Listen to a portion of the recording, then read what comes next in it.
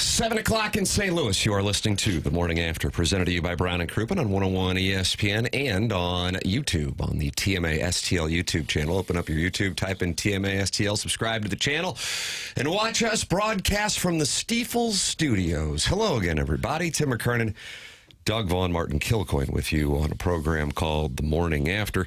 Jackson Burkett is on the ones and twos, and Chairman Kurt filters phone calls and emails. You can call into the Callier and Thompson phone lines at 314-974-0101. You can email in for our design, air, heating, and cooling email of the day. The Morning After at InsideSTL.com. Text into the Air Comfort Service text inbox 314-399-9646. And then, of course, open up your YouTube app, type in TMA STL. Now you're a part of the Michelob Ultra YouTube conversation. And I read there, Doug, the only thing better than a Friday is seeing Tim on a Friday. That's from Scorsy. I just looked up and that's what I read. Why would you send that in? Why? Because Scorsy's in a good headspace, and then he sees me, and he's in a better headspace. Okay. I understand that. And then an hour from now,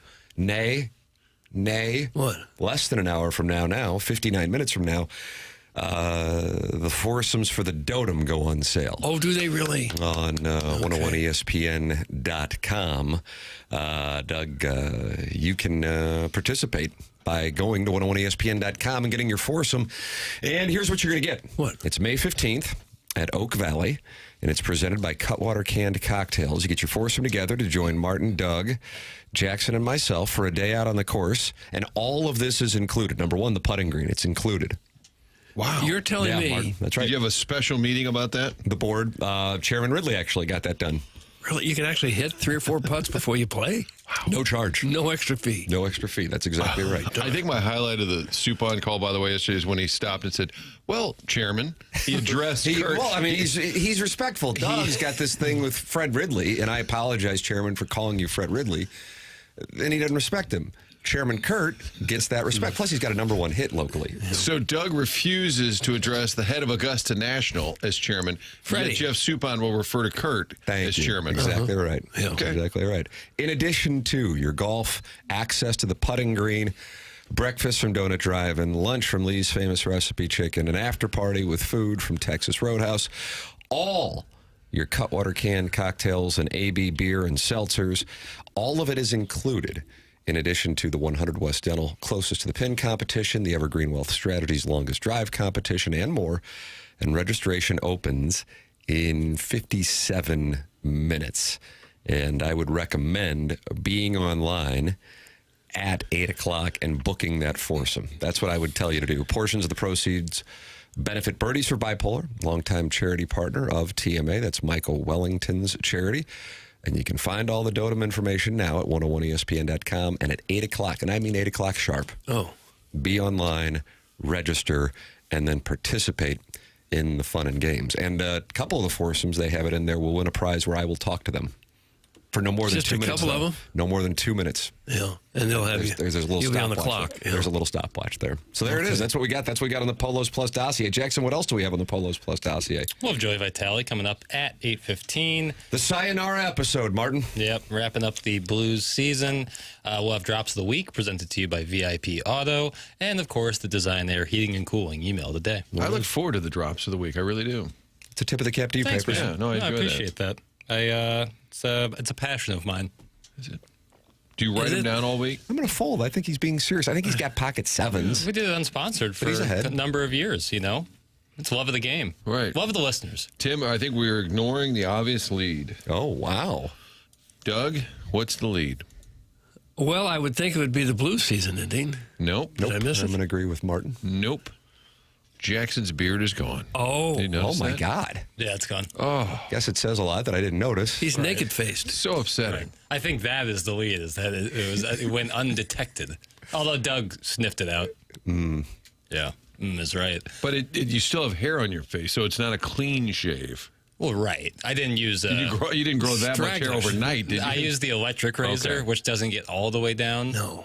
But, you know, I told these boys before, the bones weren't great on the last one, but the next one, which has already begun, we're already looking ahead, is going to be On to next week. the master beard. It's going to be the one that does it. It will be Why? the Why would it be same. different? Yeah, thank you, Doug.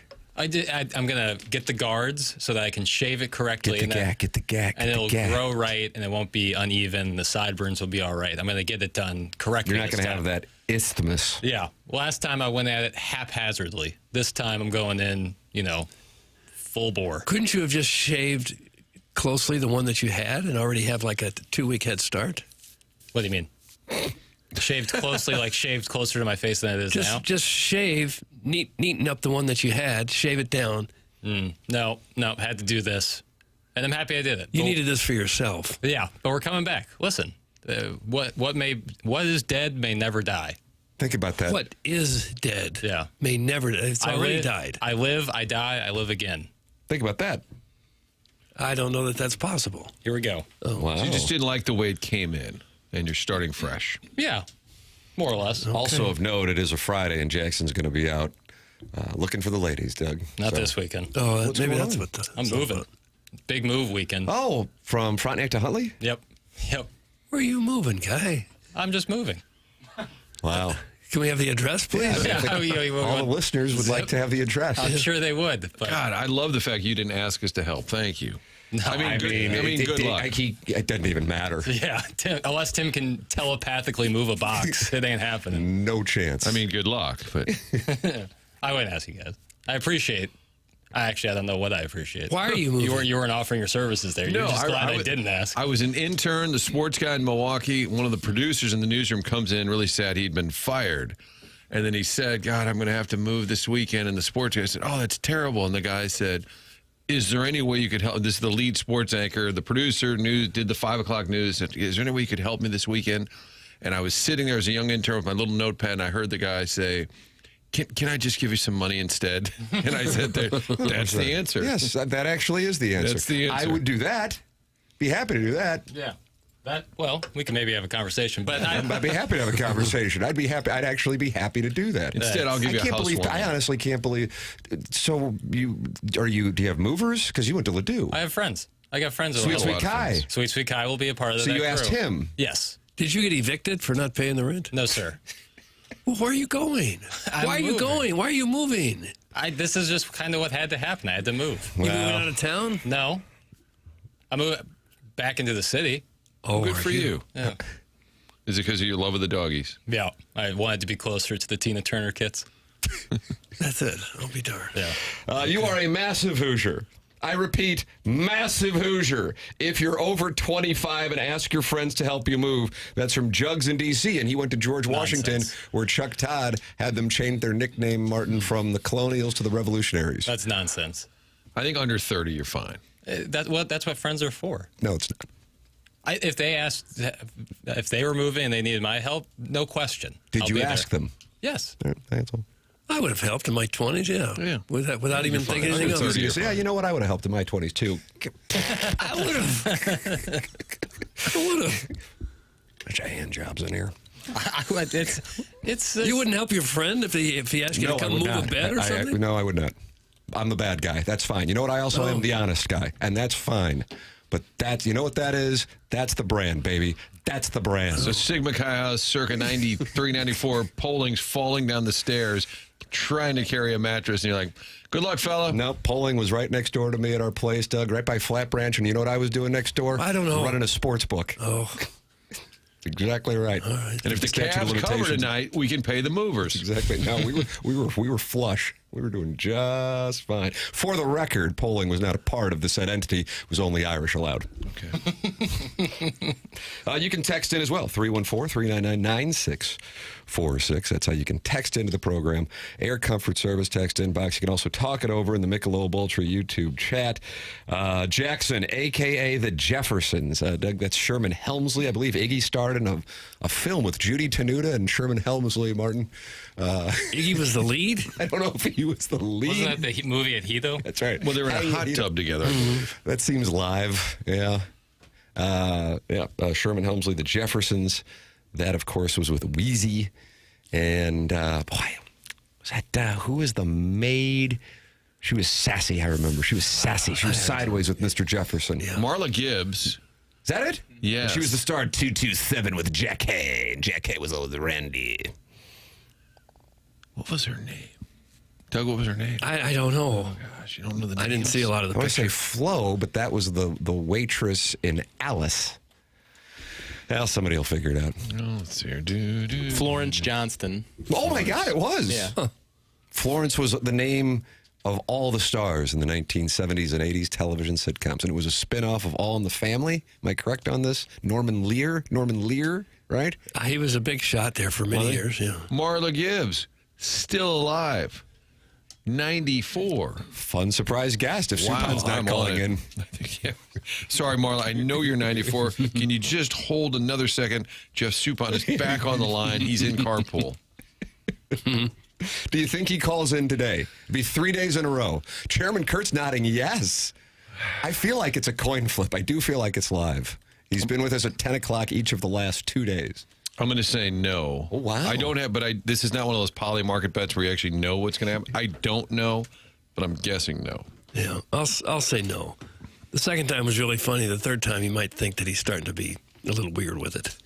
I think he is a little weird. That's the beauty. Well, it's nice having him on, though. Yeah, friend of the show. Yeah. Doug, I would do awful things for some of that flat branch artichoke dip this morning. That's from Doug's prison wallet. Who's got the dip? Flat Branch in Columbia. Oh, this is a restaurant in Columbia he's talking about? All right. I needed a little context on that one. Tim would never help you move. He is confirmed not a foxhole guy. It's in the 636. That's you can call that whatever you want. But you know what Tim also is? He's the tough love guy. You're 30. Pay for it. Oh. What the F are we doing around here? Foxhole guy. Keep smiling, keep shining, papers. F the haters, help the friends move. That's from Stepdad Gary. Stepdad Gary says, help the friends move. I did. Most of my friends just offered. They heard I was moving. They're like, "Yeah, we'll give you a hand." It'll only be. I don't have that much stuff to where I feel like constituting a mover would be too much. Bedroom furniture, kitchen table, a couch, TV. Waterbed? Yeah, waterbed. So you have to. I'm in the process of letting the water out now.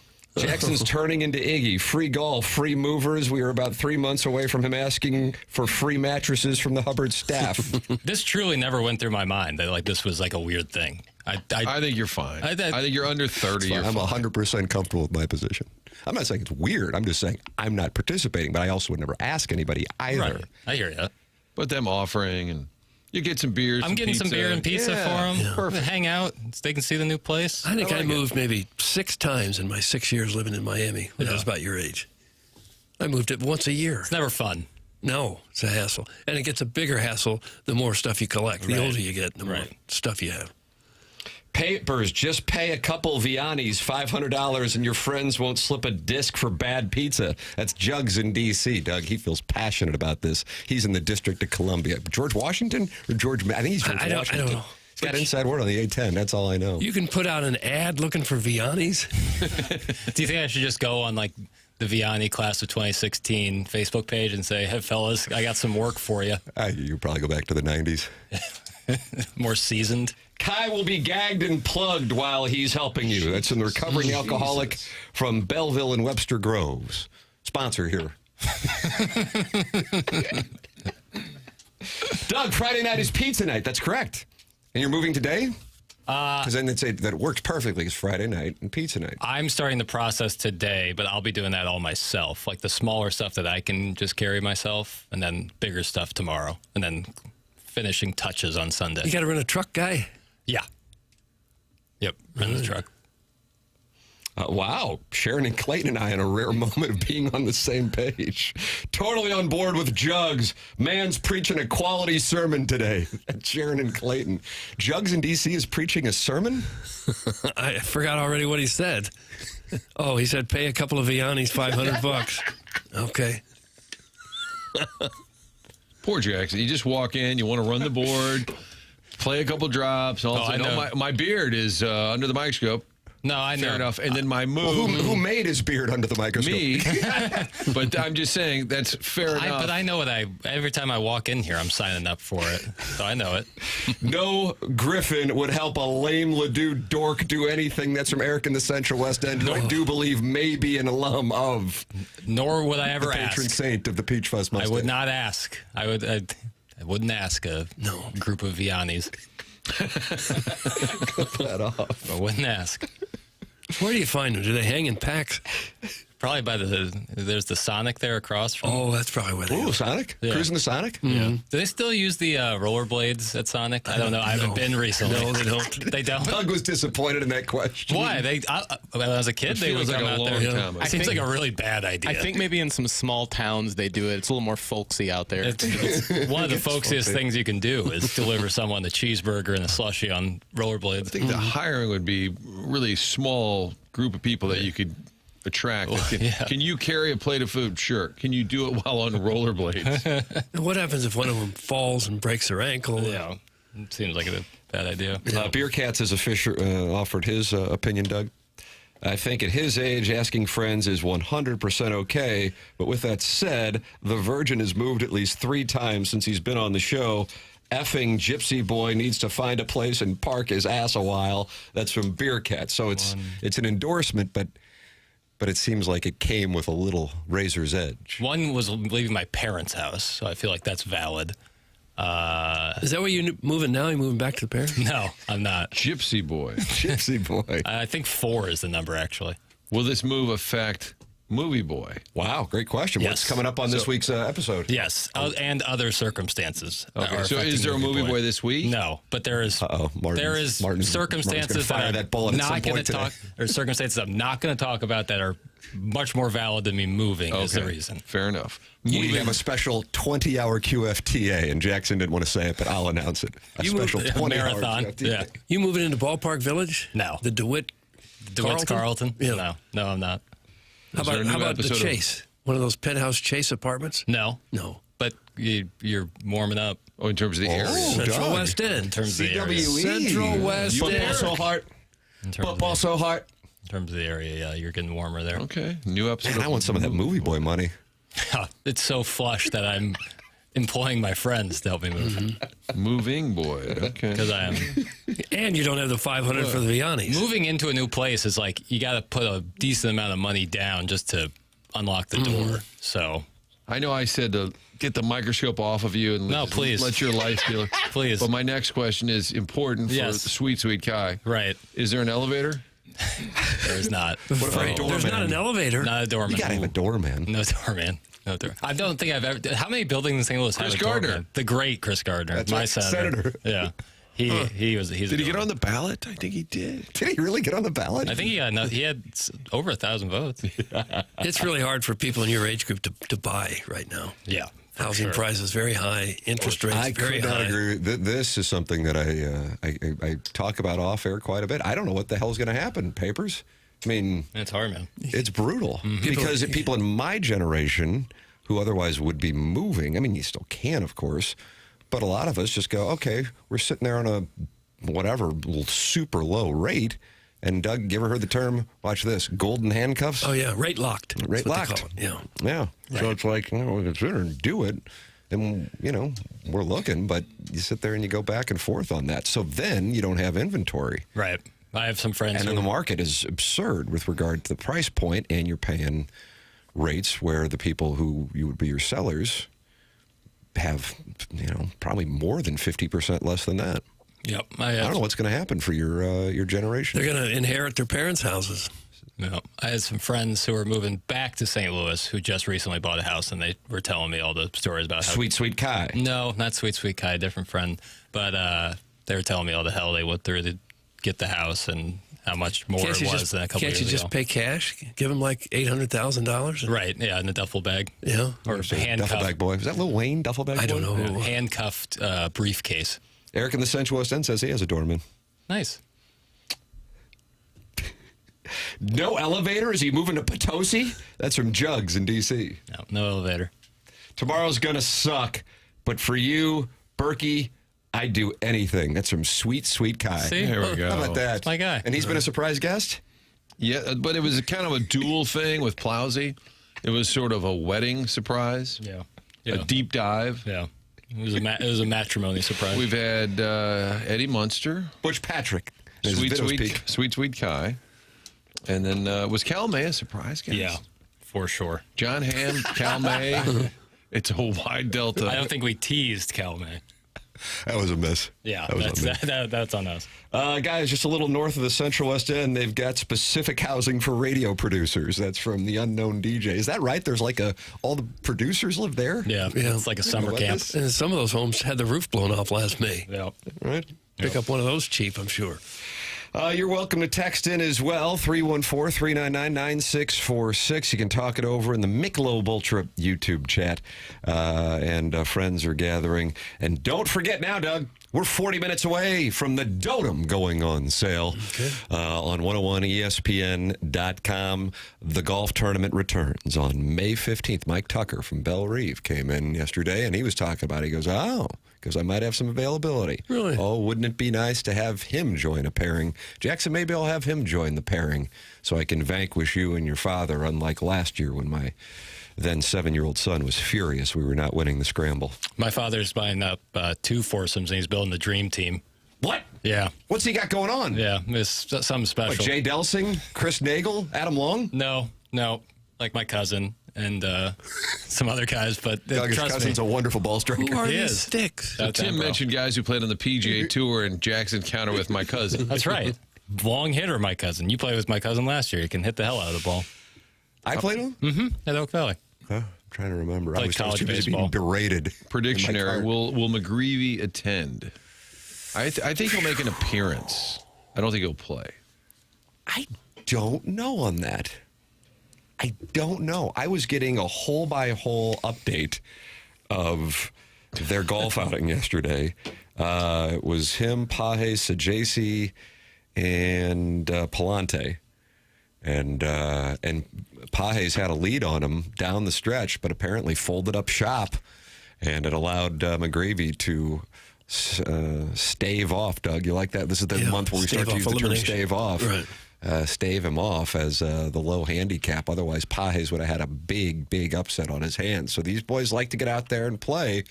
And most of them are so young, they don't have families. That frees them up to head on down to Oak Valley Golf Course and Resort for the Dotem, presented by Cutwater Canned Cocktails. Register at 101ESPN.com at 8 o'clock. And I mean 8 o'clock sharp. You want to be online at 8 o'clock sharp.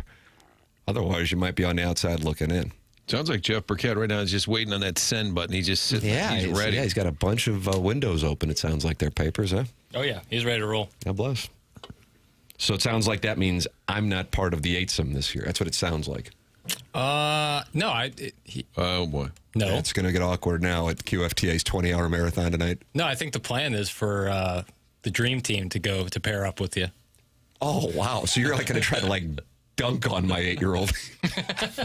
You're going to run up the score on him. You know what? I got to be honest with you. I don't mind him learning that lesson. Now that I think about it, now I'm getting my return. Yeah, I think that's the plan. What floor are you on, Papers? That's from 3 off the tee. 3rd floor. With no elevator. And no Yeah. doorman. How are you going to get that furniture up there? Walk it up the stairs. Sweet Kaya fun. Yeah, it's not going to be great, but it's, Do couple you have those hours. moving straps that you can put under like a Don't think it'll be refrigerator? needed. I don't think it'll be needed. The couch section's off in that for it shouldn't be too bad. All right. Boy. Ooh, gosh. Wow. I don't really have like that much. Like the bed frame's probably the heaviest thing. All right. We moved and locked in a great interest rate right before COVID hit, and now it's outrageous. Doug, that's from the Crestwood Coyote, speaking to the great conundrum for many in their 30s and 40s. And then they keep people like Papers here out of the housing market. It's true. Yeah. It's true. But Brutal. Seasons change. Seasons change, Expose 88. Yeah. I don't know the Something like years. that. I live, I die, I live again. Boy, it goes back to that. And that's the beard, Martin. The beard goes, and then it comes back. It's really a season of renewal for you. Yeah. Yeah, new beginnings, I say. Are you moving to get closer to the nightclub district? Good question. Not necessarily. But it's, I love that area, Central West End. Closer to Eric in the Central West End. Closer to Forest P. Closer. A lot of my friends live in that kind of area, either South City or around there. So, Good for you. yeah, it's, it wasn't originally in the plans, but you know what? Happy You to got do thrown it. out. No. Not the case. The owner wanted to move back in. Not the case. Hey, buddy. You can we keep always- asking. I'm always not be a gonna, roommate. just not going to answer. Get tired of the neighbor. Some things are for me. Neighbor drove you crazy. Nope. There's a barking dog next door. No. Gerbil Farm. Yeah. No, Gerbil Farm would be a reason to stay. Hot. There's snakes in the attic. No, boy, that'd be a reason to move off the earth. Yeah. Off the earth. Yeah. Launch myself in the sun like I just had a bad outing on a Wednesday day game. But you and Iggy are not going to be roommates, right? You're not moving. No. Okay. No. Just checking. No. Yeah, buddy, just a couple of smokes out back. That would be an And then they interesting. start smoking in the living room. That would be You're like a great video series. It'd be a wonderful reality presentation. Bunking with Ken. I still laugh from time to time at the disgust on Jackson's dad's face at last year's Dotem when the guy who claimed the prize for the winning team was wearing jeans. Doug, that's from Al in Dadeville. My dad texted me about that immediately. I had to run for a rehearsal dinner for a wedding, and he texted me. He goes, "The winner was wearing jeans." Well, I mean, in fairness to Jeff Burkett, and I'm a big fan of his, Patrick Reed was wearing jeans when he won in 2018. Yeah. That's what I texted him back. I go, "Dad, don't forget, P. Reed was wearing Yeah, jeans." P. Reed was wearing He said, denim. "My apologies." Yeah, thank you. That really drives people crazy. If you got jeans on when you go, makes them nuts. Do you think some of the live guys will show up at Oak Valley just to get some work in before they're back on the tour? Martin, it's a great question. I know you were watching Live yesterday as the players did decide to play, but then unfortunately their feed went down for 3 hours. Yeah, that happens. Yeah, on this program with remotes, Yeah. but not necessarily on what's supposed to be a real professional golf. I disagree. tour. I think when we're on remote, we give you twice the coverage. Last year Yeah, at the two Dotem, in shows. fact, we broadcast ESPN Radio and TMA simultaneously. When we were on HD2, we were doing a show at Norwood, and and someone drove our plug was plugged. We were so plugged in far away that someone in a golf cart ran it over, and it popped out, and we went off the air for like 20 minutes. And poor That was a nice break. Poor chairman had to like You had filibuster. to vamp? And I still had blue feed at that point. I was new, and when that feed dropped, and So you're on 101 by no, yourself? it was on 105.7. HD2 days. Yeah. Oh. But I doesn't wasn't count. sure whether. Yeah, kind of. That's how it was my reaction, Martin. You said what I was thinking. Yeah, not a big deal. Throw to break, try to get it fixed. So I just vamped for a little bit, read some text. That was probably the worst point of my short-lived stint in this. Can we thing. find that audio? Chairman there. Kurt. Hey, guys, Blues playing tonight, and we'll have a pregame for you. And looks like the Cards are on the road.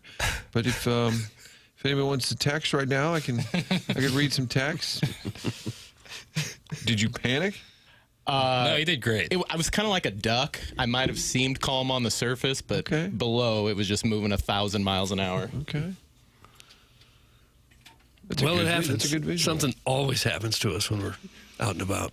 Doug, opening day. We're down at Ballpark Village having a great broadcast. Oh, yeah. I heard that. I heard it on the air. Was it Anouk was sitting next to us talking about Correct. the broadcast Yes. situation? Just went mentioned dead. Channel 4, and as soon as he did, I backed my chair up, knocked us off the air. Yep. And Doty, the engineer, is like, "Well, you bumped into the cable." I'm like, I literally tapped a cable. Martin's response to that was, you were being very calm, but I think inside, kind of like Chairman Kurt, your Irish was up, and you're like, I literally bumped into a cable, and I that thought I knocked brought the out like a whole hedge show clippers and together. just cut the wire. It honestly got us right back on time with the breaks, and Oh, so it was necessary. I was like, That's what it takes. I was thinking of just doing it myself anyway, so you saved me the trouble. Guys, it'd be cool if McGreevy was hitting a tandem celeb shot with Lisa Ann, but of course, Iggy ruined that. That's from Beer Cats, and now Beer Cats is taking it out with his battle with Ken here into the Air Comfort Service text inbox. You can text in as well, 314-399-9646. Don't forget now, at this point, we are 31 minutes from the Dotem registration going live on 101 ESPN. And your registration fee will include your foursome, breakfast from Donut Drive-In, lunch from Lee's Famous Recipe Chicken, an after party with food from Texas Roadhouse, all your Cutwater canned cocktails and Anheuser-Busch beer and seltzers, the 100 West Tunnel closest to the pin competition, the Evergreen Wealth Strategies longest drive competition, and more. Registration opens now in 31 minutes at 101ESPN.com. When the foursomes are gone, they're gone. But Jackson says that which lives will never die and then live again. I live, I die, I live again. I see. That was Jack Kerouac. Okay. I think that was Nicholas Holt in Mad Max Fury Road, Doug Nicholt. All right. the war boy. Starboy. I don't think I saw the picture. But for the golf tournament, I'm assuming there'll be enough security in place to prevent the Fats from stealing the chicken. Ooh. Well, as you remember, Doug, I think it was 4 years ago, maybe it was 3, when we had a bunch of pizza from Uncle Leo's, which is so choice. Maybe, and just by saying it now, I feel like I got to go to Uncle Leo's tonight. Talk to those Miners boys. What Fungo style? What wings. style is it? St. Louis style? I think it'd be fair to call it St. Louis style. Okay. Wings there, crazy. Oh, yeah, Fungo wings. Forget about it. But we had a little rain delay, and off with multiple boxes of pizza scampered some of our listeners into their cars like it was a heist. They're probably still eating those pizzas. They took so many of them. Probably froze them. It was a great pizza heist. The rain hit, and we turned around, and all the pizzas were All right, gone. do you think since then the audience has ticked up a scale or two? And What do you mean by that? Net worth? That kind of thing just won't happen again? Or you think it's in play? Live AF. It's harder to steal chicken. It's a fair point. It's not in its own apparatus. You know, you'd have to put it in your pocket. Now you got grease running down your leg. It'd be easier to spot you. That Skip Irwin was great at grabbing a box lunch on the way out of every press box. Oh, yeah. Sometimes 2 or 3. He was taking ice cream at a Rams game, and I said, Skip, that's not going to make it to the car. You was trying to take ice cream home? Oh, man.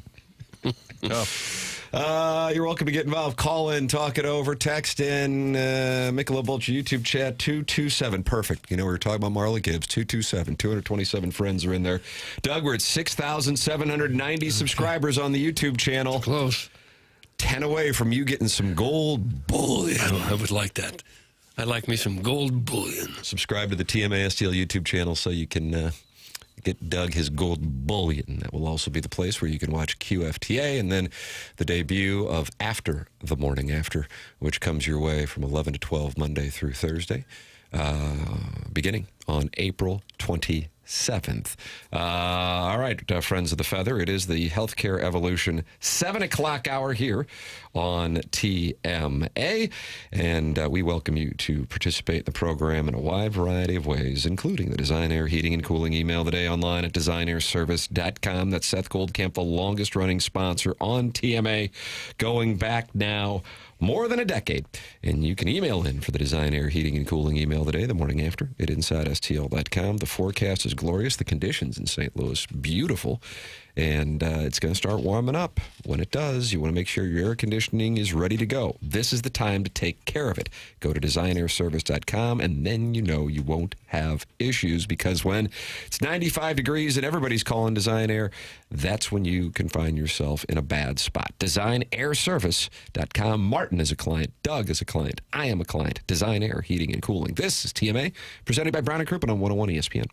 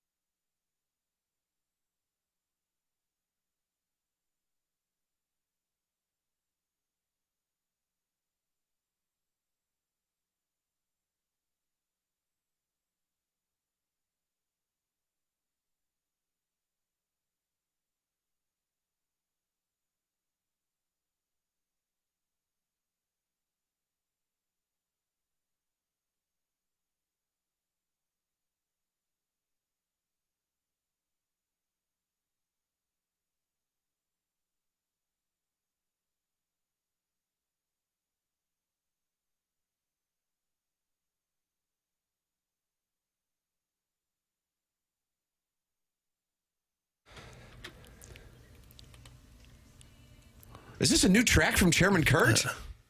Is this Chairman Kurt or is this We Too Low? Or Rogers and Hammertoe? This is Chairman Kurt. Wow, this guy's turning out hit after hit. Listening to Jack Buck, staying up too late. Summer blockbuster, rewind the tape. Jordan Walker got me feeling like it's summer 98. Welcome to the jungle, I can still hear it. 61 said he never get near it. Watching Big Mac back and forth with Sammy Sosa. Things we didn't speak about, familiar Cosa Nostra. Homer after homer after homer after homer. It's like summer 98, he'll have 80 by October. Where will you be when Jordan Walker hits number 80? Number 80?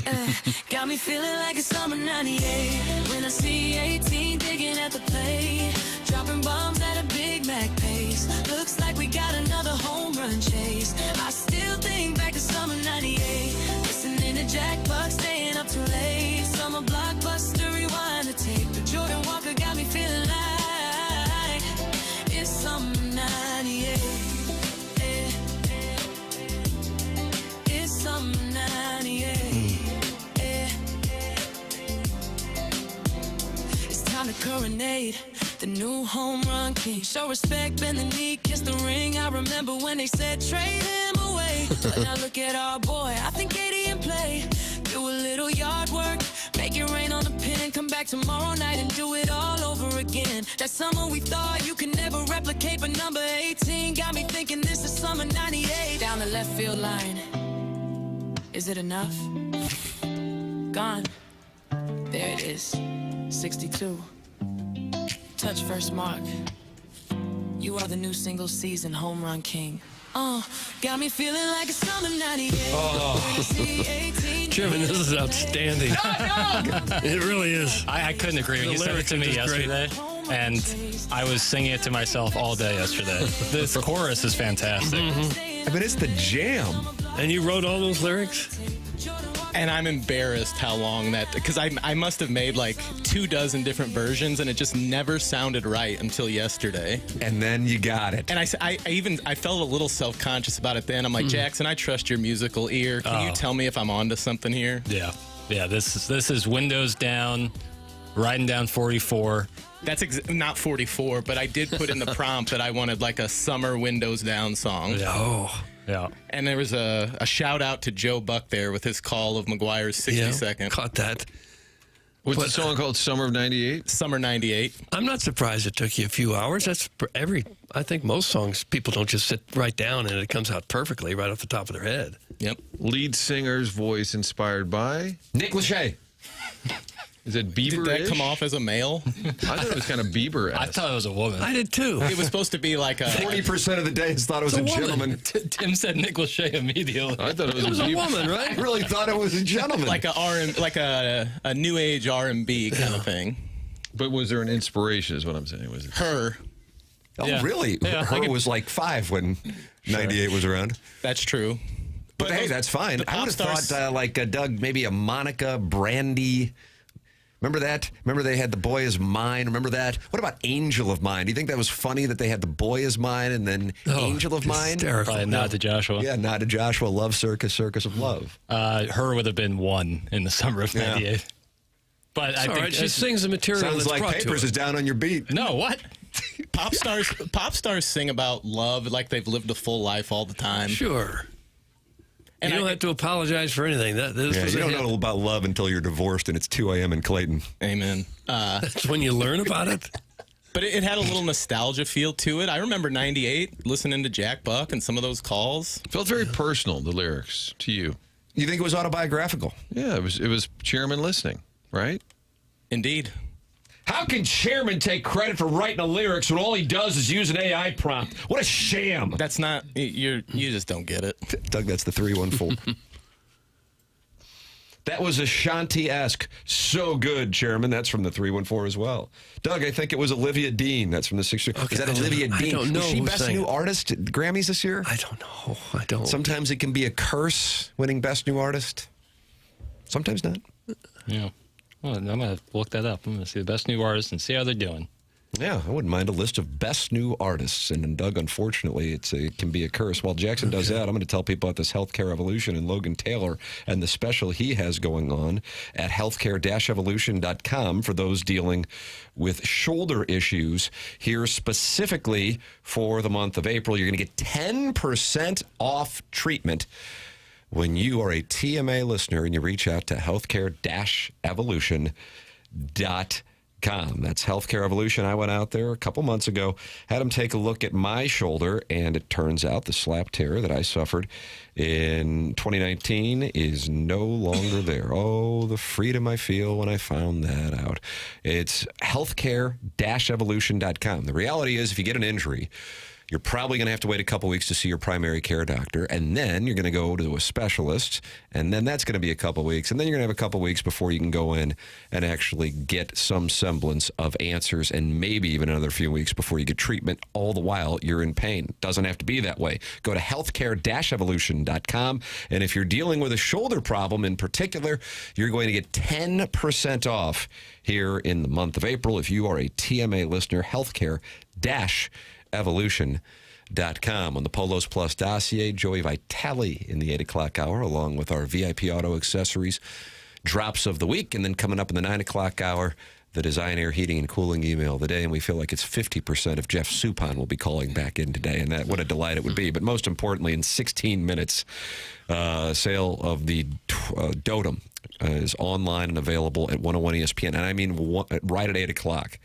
Just had a friend of mine reach out of the country and was wondering if he could get one reserved.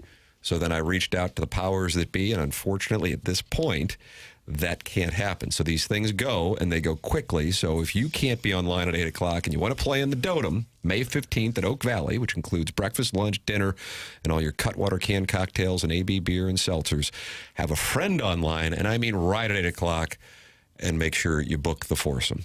Portions of the proceeds going to our charity partner, Birdies for Bipolar. Register in 15 minutes at 101ESPN.com. Ladies and gentlemen, Jackson Burkett with your list of best new artists. So I go back 10 years. Okay. 2016 was Meghan Trainor. Doug, she's had some staying power. Not my scene, but we don't kink shame. 2017, Chance the Rapper. He's had a absolutely great career. Elisa Cara in 2018. I don't know who that is. I remember her having popularity, and I can't recall what the song was. Doug, you loved. Is she related to Irene? I think there might have been a relationship to the late, great Irene Cara, who had... Was she What a Feeling? Was she What a Feeling? Yeah, that sounds right. Was she in DC Cab, which won Best Picture in like 83? Bill Maher won Best Supporting Actor. I think that's right. Bill Maher won Best Supporting Actor? Yeah, look it up. All right. I didn't know Irene Cara had passed. Yeah. Baby. SZA and Lil Uzi Vert were nominated that year. Probably better choices. Dua Lipa in 2019. All right, obviously. it looks like the fad of it destroying careers may be over. And nominees were her in 2019. Also, Luke Combs also nominated. So big year. Billie Eilish in 2020 have done quite well. Yeah, she's killed it. Megan Thee Stallion in 2021 killed it. Yeah. Olivia Rodrigo in 22 killed it. She strikes me as, Doug, she could be generational with her talent. What do you think on that, Paige? She's outstanding. Yeah, she writes her own stuff too, which I really like. She's operating another level intellectually. Yeah, Samara Joy and music. She's really talented. Samara Joy. I don't know her. Doug, this is what happens. I stopped listening to new music in about 1989. Yeah, and you were about what, 73, 74. Yeah, this is where we're lost. Well, you get to where there's about 1,000 or more songs that you really like. You don't really need any more. Every now and then some hit comes along and you go, yeah, I like this too. But for the most part, you've already got your songs. Look up who beat Bieber, you rats! Oh, that's in the 636. Oh, wow. Oh, yeah. That's I remember this actually. Esperanza Spalding. I think she's Spalding, of course, Judge Smail's grandson. She's off the boat. She's a Sporting Goods company. She's a bassist, and she beat out a couple of people here. She beat out Justin Bieber, Drake, Florence and the Machine, and Mumford and Sons. Oh, I think they want that putt back. Yeah, that's a putt. That was Justin Rose on 17. That might be the biggest discrepancy there. 2024, Victoria Monet. Don't know her work, but I'm looking at a picture of her, and she is one of the most beautiful women I've ever seen. Okay. And then right back. Victoria Monet is sick. Okay. Yeah. 2025, Chappell Roan speaks for itself, and then Olivia Dean this year. Okay.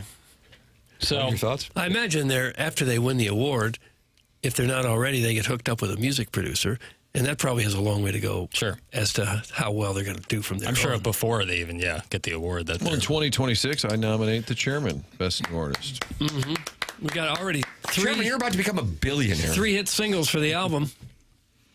You working on anything else? That one took it out of me. Oh, really? I need a break. Okay. So what is the list on the album now of the songs? Navy Caps on the Road is your moment. 9 catchers. 9 catchers, Full Bush, and Summer '98. Yeah. And then So I 4. have a freestyle that I don't know that I'll put on the album, but it's called Jim Edmund Scherzy. And then in parentheses, Helmet Nacho Freestyle. Oh, gosh, that's good. Okay. And where can people go to hear these on their own? Spotify, Apple Music, Okay. anywhere you stream your music. The fact that you like it, Doug, that makes me happy. I know. How about that I thought it was endorsement, Chairman? outstanding. Yeah. If you've ever tried to write rhymes, I do it when I send cards or something. I try to write stupid poems. It does take a while to make it work, and when you hit one really good, it makes you feel kind of proud. And I mean, we're having a little fun with this, but I like to be creative. I used to make those TikToks. I've kind of pivoted off of that, and this is a fun way for me to get my creative. Well, this is a way to outlet become a out. multi-billionaire. I That's mean, a you good- are the Jimmy Iovine of Hubbard Radio. The Defiant Ones, Doug, remember that? The Defiant Ones on HBO? Maybe not. I don't know. Yeah, I Wonderful remember that. production, right? That was really good. That was Dr. Dre and Jimmy Iovine. Mm-hmm. Yeah, I might rewatch it. Now that That's worth it. No. I guess there were some of the controversial best new artists were more like in the 1980s or 90s, for example. In 1990, Milli Vanilli, who Doug won. And you might remember they ran into a problem since they weren't Yeah, singing. they were just mouthing the words. But then you got some where you see Mark Cohn won. He had Walking in Memphis. Remember that? And that's about it, right? That was a right. huge hit, but I don't And, know that he did much else. Well, it beat out Boys to Men and Seals. So Oh, then geez. now Jackson's mad. Oh my God. Now Jackson's mad as a hornet. Yeah, some of these are pretty rough. Yeah. It was just a testament as to how popular that song was that they came out with. I guess so. It says Milli Vanilli was later revoked. They were revoked. Wow. So they should have given it to the Indigo. Oh no, give it to Tone Loc. Come on, baby. Like, would you go with Tone Loc over the Indigo Girls? Were they the ones that actually sang it? Yeah, was Milli Vanilli in the movie Heat? I don't think so. And Tone Loc was the chef or the line cook or was one of those? No, that's Dennis Haysbert. You remember him? Oh, from Haysbert, that's right. From all the But insurance Tone Loc was ads. kind of like a Tone fence. Loc was in the club when they found out Wayne Grow used the term slick, or someone used slick. I think, what's his name? Who just recently passed away? It doesn't matter. I know who you're talking about. I have a restaurant question. Besides more. I'm taking restaurant questions. What makes a person a line cook as opposed to just a chef? I think they prepare the ingredients. I For the believe. chef to finish it off? Or is that a prep? I don't know. I don't know my kitchens. I hear that term a lot, and I wonder what exactly makes But I don't you think a you're actually line doing the cook? finished product. You're part of the Sounds process. good. Okay. I swear Chuck's here. Charlie Marlowe. Feels like AI. he's here. In 2005, Maroon 5 beat out Los Lonely Boys. Martin, a longtime friend of this program, Iggy introduced them at their concert at the pageant, and therefore holds them in very high regard. Yeah, if you want to have him call in, stop by. I think Los Lonely Boys did end up winning a Grammy, though. So They just didn't win Best New Artist. The great Adam Levine, and you're a fan of him, and you say you can't believe how lithe his body is. Is that what you said we were talking about earlier this week? I said I really like the song Sunday Morning by Maroon 5. But That wasn't the question. Right. He's pretty good on The Voice. Yeah, Maroon 5 also beat out 05 Kanye, which is a miss. But You like 2026 Kanye more. No. I like College Dropout Through Life of Pablo. It's about as good And Stacey Dash was in that video, Doug? Remember? I don't know who's That's in about it. as good. She's as been on the around. show, Martin. Stacey Dash was a surprise guest one Really? time. Yeah. Wow. Yep. That's wow. Talk about odds. That's way up there with the Butch Patricks of the world. Well, Butch Patrick was going to a Blues game. Yeah, Okay? Jackson. Right. Stacey Dash wasn't. Did I tell you? Was I concerned of a second question problem with Butch Patrick? That's when you and I I first. think I might have invented the term. Is this a sports show or is this a music show? Oh. It's in the 636. That's good. We had that I Tony needed to say Dow that. once, too. The great Tony Dow. He was The a bigger real star Tony than Dow. Butch Patrick. Yeah. I think Iggy got him on for me and the Mayor Mo Drummond once. He must have gone to the Tony Dow well a couple of times. The best I get interview is with Burt Ward. Oh, Robin. Yeah, that's the best. Did he allow questions about Batman and Robin?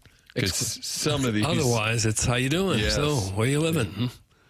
Yeah, I think he kept asking about certain extracurricular activities that they might get into on the set, and a PR person comes flying across and says, "All right, that'll do it, Ken." Clip that off. You're welcome to text in 314-399-9646 if you'd like a thorough breakdown of an irrelevant hockey game in Salt Lake City. We are your show. You can also complain about it in the Michelob Ultra YouTube chat. That's youtube.com/TMASTL. And you can email your grievances in the morning after at InsideSTL.com for the Design, Air, Heating, and Cooling email of the day. That comes your way on the Polos Plus dossier at approximately 9:45. Saw James Carlton last night, Doug. What a delight he is. Oh, he sure is. You know, he is a wonderful He's a gentleman. delight. And he told me he's a dangerous 22 right now. So beware if you're giving pops to James Carlton. Yeah, dangerous He says 22. a 22 who might just shoot an 82 on you? Yeah, he'd get you then. He'd get you real good at that point. Yeah. James Carlton's my insurance agent. Now he's Jackson's insurance agent. He's Brandon Kiley's insurance agent. He's Alex Ferrario's insurance agent. He's Jamie Rivers' insurance agent. He's been my insurance agent now for 7 years. He is saving St. Louis area residents a lot of money with their auto insurance. He's been doing this now for close to 2 decades, and James says that he has never seen auto rate decreases like what he has seen over the last few months. You can save money as well. 314-961-4800. That's 314-961-4800. Or go online at carltoninsurance.net. If your insurance costs a leg and an arm, call James Carlton, State Farm. The program's called TMA. It's presented by Brown & Crouppen on 101 ESPN.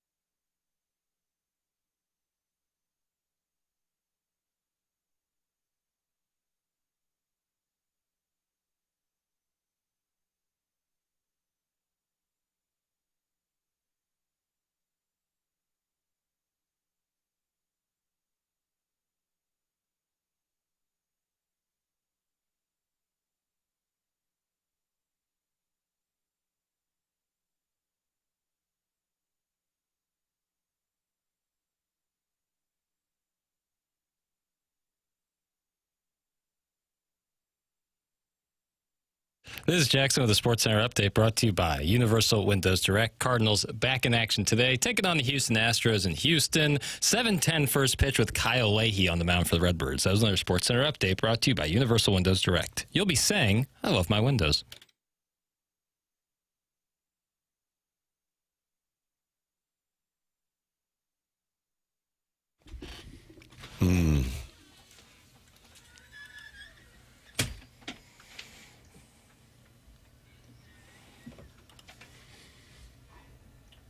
Tell me this doesn't put you in a good headspace. Oh, it does, yeah.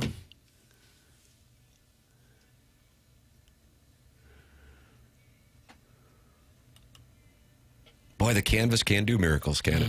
Yeah. White little sailboat. Controversial take. Ride Like the Wind. Maybe a better song. I have no problem with that take. Ride Like the Wind. It just picks it up a notch, Doug. Yeah. We'll play that later. It's TMA 101 ESPN. It's a celebration of best new artists here on today's program. Joey Vitale will celebrate best new artists with us coming up. What time, Jackson? 8:15. 8:15 on your Polos Plus dossier. Also, we've got the VIP Auto Accessories drops of the week coming up on the program at approximately 8:45, and the Design Air Heating and Cooling email of the day, the morning after, at InsideSTL.com. And maybe Jeff Suppan calls in for a third straight day. Well, we don't know. I don't know. Ours is the type of presentation, Where friends feel they can drop by at any time. and they can and they do. And he got scolded during drop-off. Yeah, I He got into sideways it. with a SoCal Real Housewife or something, huh? About that. Heads up down there, Doug. And then his wife was mad at him because he said he used to Drink Jack whiskey and Daniels. Marlboros? Yeah, when he was a kid, but he was like, that was a joke. I think it was the Wolfman Jack voice that he was going for. All right, smash, baby. So there's your there's your Polos Plus dossier for April 17th, 2026 here on the morning after 101 ESPN and the TMASTL YouTube channel. Subscribe to that TMASTL YouTube channel. And once we get to 6,800 subscribers, Doug, get yourself some gold bullion. Now it is officially 8 o'clock, which means the Dotem foursomes are on sale. Oh, my. Log on to 101ESPN.com right now, and you can join TMA for the return of the Dotem. It's the golf tournament taking place on Friday, May 15th at Oak Valley Golf Course and Resort. It's presented by Cutwater Canned Cocktails. Get your foursome together. Book it now. Take care of who's going to be in the foursome later. You'll join Martin, Doug, Jackson, and myself for a day out on the course that includes breakfast from Donut Drive-In, lunch from Lee's Famous Recipe Chicken, an after party with food from Texas Roadhouse, all your Cutwater canned cocktails and AB beer and seltzers, the 100 West Dental closest to the pin competition, the Evergreen Wealth Strategies longest drive competition, and more. Registration just opened 3 minutes ago. Go online at 101ESPN.com to register. It will be a glorious day as we partner with Birdies for Bipolar for the Dotem 2026. If memory serves, our first Dotem was in 2016. Oh, is that right? I believe. I don't know. I believe. And that was Jay Randolph Jr.'s idea.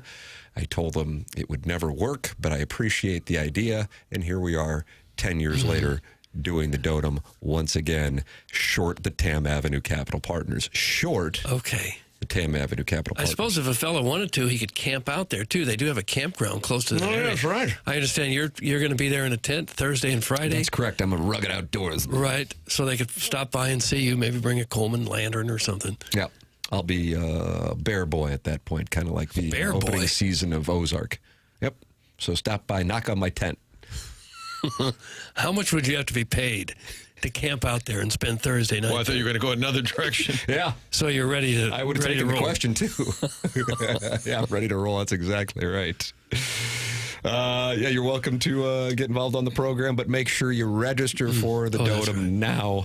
101ESPN.com is where you can register for the 2026 Dotem presented to you by Cutwater Canned Cocktails. That includes your breakfast from Donut Drive and lunch from Lee's Famous Recipe Chicken, and the after party will include food from Texas Roadhouse. All your beer, seltzers, and Cutwater canned cocktails included as well.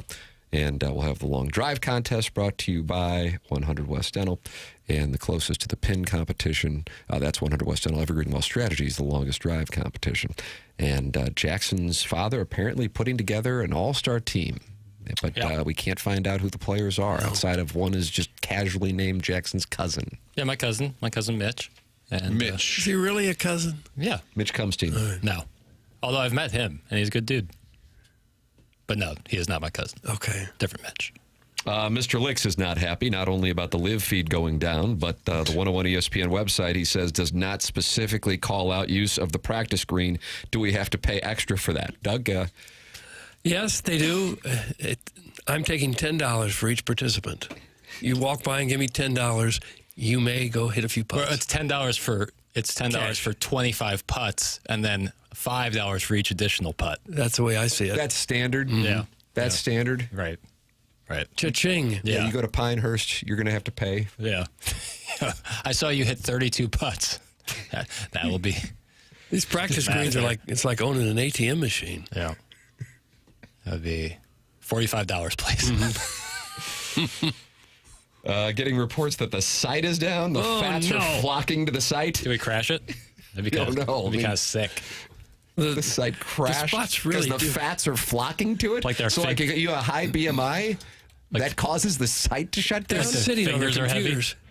Sitting on their computer. I see it up. All right. Easy. Yep. I can see it right here. TMASTL.com. 101ESPN.com. And then you can register on both. All I know is the copy says 101ESPN.com. Doug, I read what's in the telephone. Okay, the spots really do go fast. That's not a sales pitch. They really go fast. I don't know how many spots they're taking, but they usually don't last very long. So you got to get in there if you want to get one. Jesse Kiowski just texted me that it's already halfway sold out. Oh, So yeah. That's 7 minutes in. top tip of the cap to the audience. So if you want to play, make sure you get there real quick. And if you don't have the foursome put together, what I would say is just book it and then put the foursome together. That way you know you can play. I think it increased the intensity of the sales when you announced you're going to be Bear Boy. Yep. Yeah, at that tent ground. People that were on the fence said, no, I'm all in. No, I'm I'm in. all in. No, man. Bear Boy will be at the campground. And the sun always shines on the Dotem. That is true. The sun always Outside shines. of that one day where a hurricane somehow rolled through the Midwest. But the whole day was pretty solid. Well, actually, was that the day where Iggy said there was going to be no rain and Right. then the tornado came? yeah, and then he hid out in the shed so as to not experience the criticism of the audience. Yeah. Tim, I hope you realize all these fats aren't signing up for the golf. They're signing up for the all-you-can-eat fried chicken. That's from Lady Sonia's I teacup. suspect, too. 6 in one hand, half dozen in the other, brother. 100%. They will be checked for burglary tools when they enter the ground. Yeah. Frisk you for tenders in your pockets. Guys, the site is being affected by the fastest residents who shut down the data center in their community. That's from Minute Poll eligible. That's what's going on. There's so much that I learned by hosting the show. They also voted out like everybody on the city council who voted for it. Do you think that was like a Martin situation where someone like ran over the cable and it popped out? Backed over it. That's it. The one plug for the whole data center? Yeah, register your team at 101ESPN.com and get there ASAP because half the teams are already sold out. Polos Plus dossier, polosplus.com. If you run a small or medium-sized business, Polos Plus is for you. Running a business is hard enough. Getting premium branded gear for your business shouldn't be, and that's why Polos Plus exists. Go to polosplus.com and you will see what they're all about. It's a local company, family-owned, family-operated. Corey Lawson and longtime TMA listener and supporter Andrew Hubbard runs the sales and marketing. And Corey and his family have been serving the local community since '95.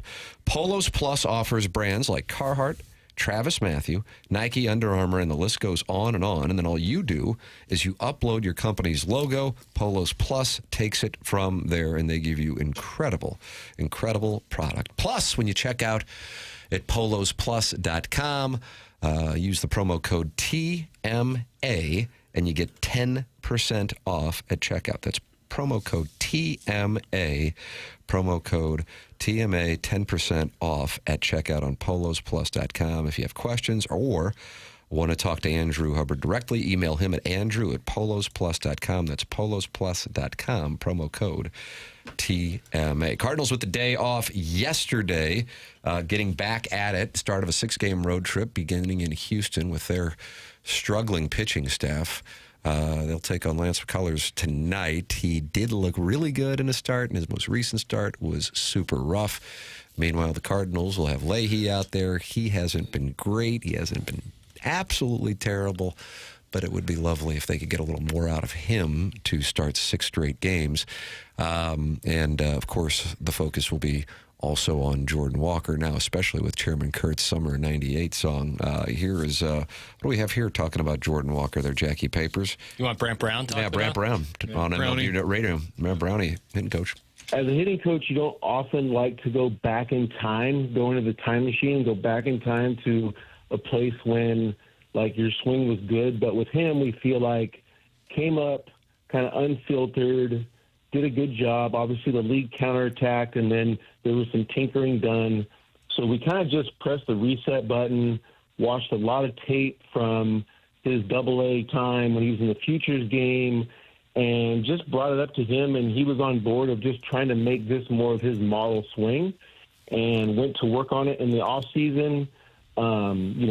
As any hitter, failure is going to bring some unease or times you want to tinker, but we've been really diligent about just sticking with this model that we know works, and I'll be darned if it doesn't work. I'll be darned.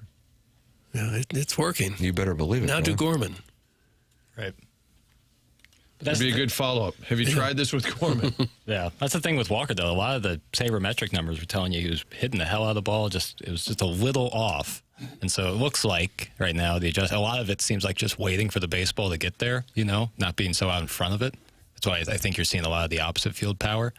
Is just waiting for it. He's got the strength to hammer it. Yeah, and all those metrics would support that he is doing it the right way. I still think everybody's kind of a little nervous. I hope it lasts. Well, I mean, that's the nature of the sport is up and down. I know, but I think with him, you're just waiting for it to fully take hold. Sure. And you're hoping that this is sustainable. Yes, you're hoping that this, not at this pace, but you're hoping that this is, in fact, a breakout year. And when you talk about waiting on the pitch and staying back on it, you're talking about the difference in a tenth of a second, maybe? Right. Maybe less than that. Right. That's the difference between hitting the ball well, making good contact, and not. Right.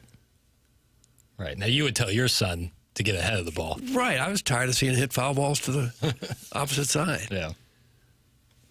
I'd stand there at first base. Here's your reward. And we never would pull the ball. Nope. Not going to do it. Always going to be overpowered by the pitcher. Always. Entire career. Not one time did we guess fastball. Also, Matt Holliday talking it over regarding Ali Marmol. This is on Cardinal territory, saying he's done a wonderful job balancing development of players while still being able to win games. Here is Matt Holliday from Cards territory. I mean, I think he's doing great. I mean, I'm obviously personally biased towards Ollie. He's an unbelievable human and one of my good friends. But again, when you're going through this sort of growth or rebuild or whatever you want to call it, you're always balancing development, giving guys chances, finding out what you have. And then at the same time, this is the major leagues. And if you have chances to win games, you try to win them. I think he's done great. I mean, I think, like I said, balancing the idea that you're trying to win with the idea that you also want to see what you have and who are key pillars of the organization moving forward, who might be options to extend, who might be options to trade. I'm sure, he and Heimer are talking about those things and the front office and everybody that goes into all the decision making. But these teams that are sort of in the middle, right around 500, are we trying to get into the wild card? Are we trying to optimize the assets that we have in trades as we go towards the deadline? Is all going to be interesting to me.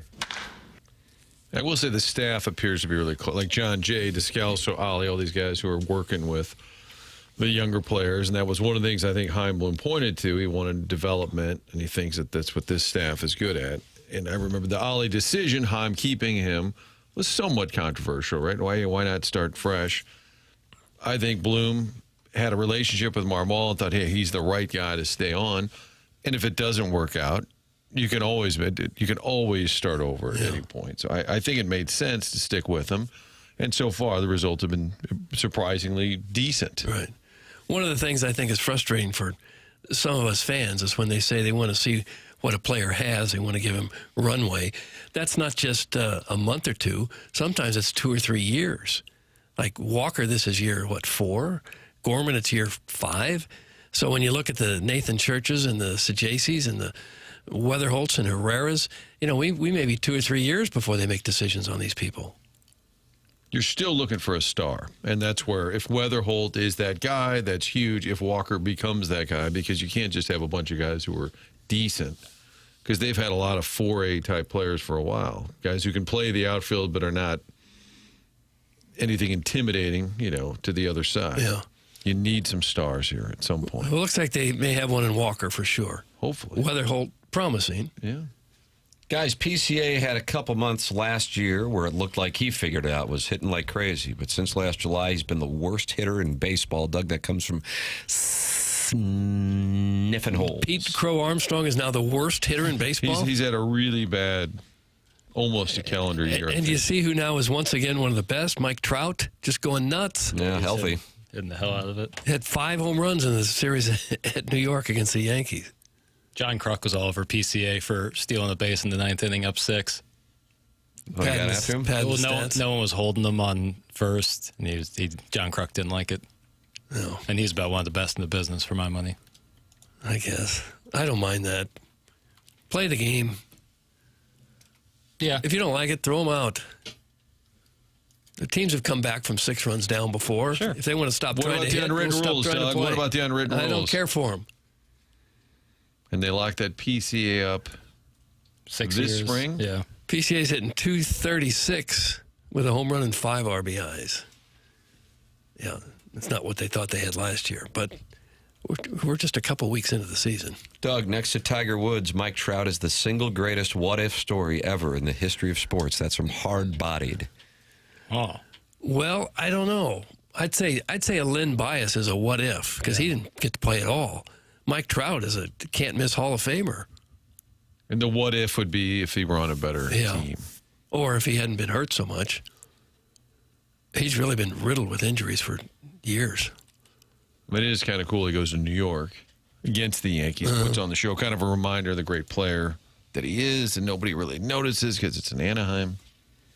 I mean, they had Pujols and Trout when they made it one time when Albert was there. Got swept they by went the and got Royals. Josh Hamilton, but that's because Artie Moreno went out there and forgot that you also have to have a pitching staff. You can have all the offense in the world, but if you don't have anybody who can throw it, and they didn't. Yeah, one playoff appearance and shipped out super quick. You're better off doing it the other way. Great pitching without hitting. Amen. You got at least you're in every game. I agree with you on that. Local what-if stories, the one for if you're old enough, that for Missouri fans. Martin, which name am I thinking of? Tony Van Zandt. That's right. How about Oscar Taveras? That's another one I was thinking. I think that this one's a bit under the radar, but I really do feel super strongly about it because the Cardinals were so good from 2000 through 2006, and they did that with 3 starting pitchers who were on the verge of being stars and then got hurt. And so they would have been anchors in that rotation that got one World Series and one pennant, but I think would have done even more, and that was Matt Morris, who eventually got back, and in 2001 he was outstanding, but he got hurt. Alan Bennis was super sick and then had shoulder problems and wasn't able to get back to where he was before that. And, of course, Rick Ankiel. I mean, he was 21 when that happened in the 2000 playoffs. Imagine if you pair those guys. For those, again, you got to be old enough to remember that time. But you put those guys with that lineup because when, the one team that I think almost everybody who's a Cardinal fan cites as the best was the 105-win 2004 team. But... and I don't know who said this recently on the show. I don't think it was Suppan because it had to have been an offensive player. Would have been Eckstein or Edmonds? Probably one of those guys. But Eckstein wasn't on the 2004 team. Because by the time they got to the World Series, you look at the Cardinal rotation and you go, boy, that team won 105 games, but they were on fumes. Carpenter was a part of that team, but he got hurt in September, and so that wasn't really that team that won all those games by the time they got to the Red Sox. And so the Red Sox were able to rake on them.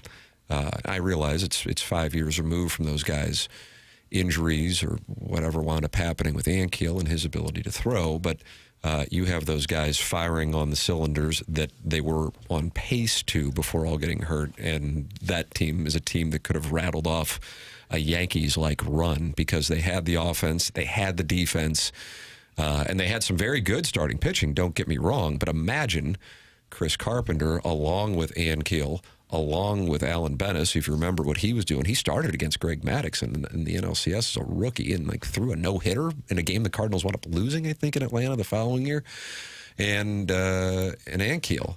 And also, of course, Darryl Kyle passing away in 2002. I mean, look at that rotation. Yeah. Well, La Russa said he came here because Duncan talked about the pitching. Yeah. That the reason he took the job came from Oakland was the young pitching. Bennis, Morris, others. Ankiel was pitching in the majors at age 19. Yep. And by age 20, he won 11 games. They thought he was really going to be one of the best pitchers in the game. It may have been. Yeah, I mean, he started game one of a playoff series against the dynasty of the time, at least the National League dynasty and the Braves. So I look at that from a what-if standpoint. What's a Blues what-if standpoint? Gusarov, if he doesn't smoke before games?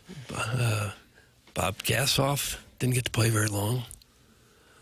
I mean, I know one that will probably get mentioned if I glance at the Air Comfort Service text inbox is if Keenan doesn't piss off Gretzky. But Gretzky was kind of in like the 8th inning of his career when he got here. Yeah. I don't. You had Furzy getting injured. Yeah, that's a good one. That's a good That was one. a good team. That's a good one. A lot of Boys injuries. got sick in 2003. That's the one like people at the organization always talk about.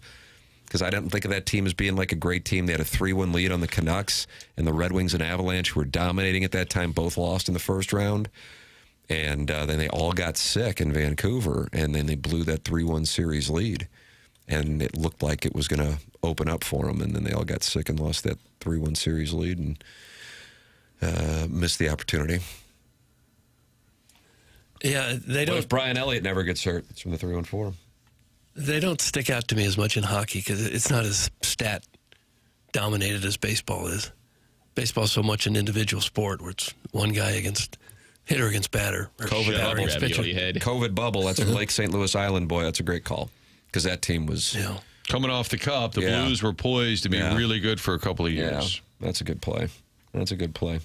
All right, Joey Vitale is going to join us coming up here in a matter of moments. The program's called TMA. It airs on 101 ESPN.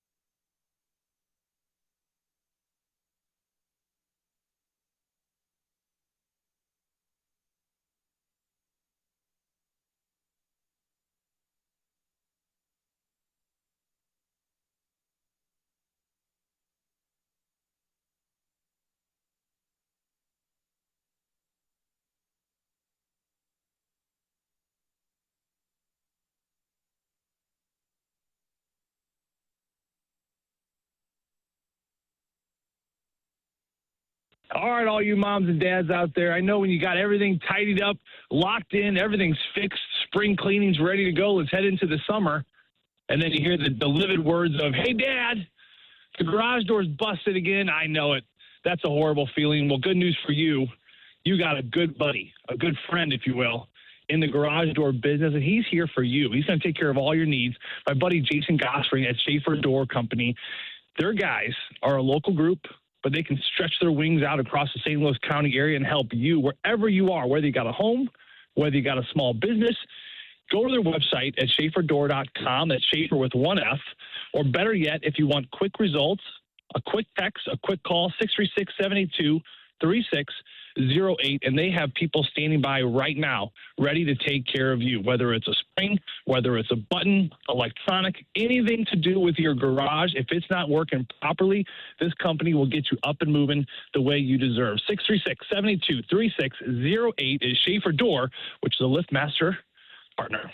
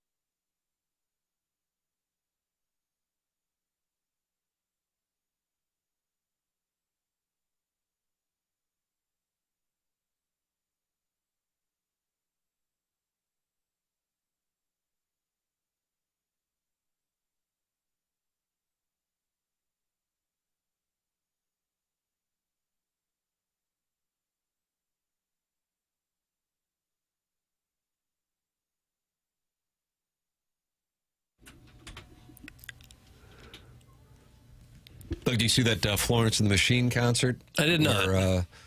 Where they exited the stage and took a real long time before coming back out for the encore and playing this very song. And the crowd, why they were uproarious, thinking that they weren't going to get this classic, and why Florence sure did deliver in the end. How long did they wait before they came out and played it? How long is too long? 3 hours. 3 hours. And the fans just sat there. I think revival for Zach Bryan. Wait. If it's more than 5 minutes, you're thinking it's not going to happen, right? You probably get up and leave after 5 minutes.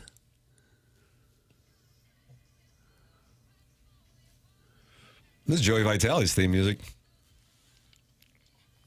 What about, who's your favorite WWE theme music over the years? I wouldn't know any. I couldn't give you one of them. I think mine's The Rock, but I mean, you have to appreciate Stone Cold Steve Austin. He was always kind of the Ledoux star. He was from Ledoux, wasn't he? Well, the audience in Ledoux loved it. Yeah. I mean, what about when that guitar riff for Hulk Hogan? There's a documentary out tonight or something on Hulk Hogan. I never know on those Netflix documentaries. Sometimes they run hot and cold. I want a documentary on Joey Vitale. That's what I want. That's what I want. That would be interesting, yeah. Joey Vitale joins us now, brought to you by Schaefer Door Company on the Callier & Thompson phone line. Good morning, Joey. Yo, Tim. Yeah, the earthquake entrance music. Oh, nice. Yeah, remember Earthquake? Doug? No, I don't remember any of them. Or the X-Pac, Break It Down. Oh, yes. Late 90s. Yeah. D-Generation X.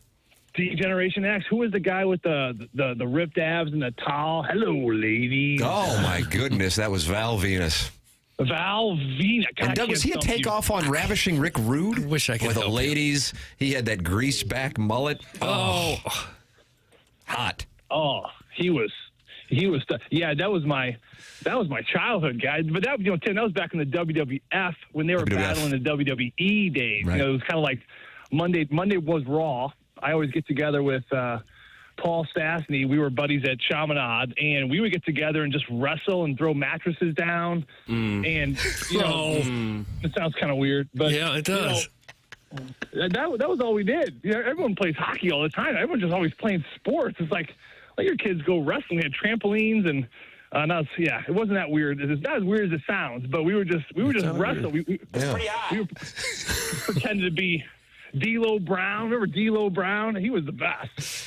I love me some D'Lo Was Brown. D'Lo Brown the best? I don't know who he is. I'm sorry. You like that Roddy Piper, Doug? I'm sure I was watching PBS. Piper's Pit. It was a little talk show. Okay. Oh, And Sable. Remember Sable? oh Rena Miro. Hello again, everybody. Woo! That was like your wife a little bit. Va-va-va-voom. Yeah, that was the Tori Wilson era. Miss Hancock, Doug, you might remember Stacy Keebler's character. I apologize, not character. She actually was a former teacher who got into professional wrestling. Oh, and then dated George Clooney for years. That's correct. Okay. So it was Just listening and learning. Okay, Mo. Yep. Okay, so why'd you call? Hockey.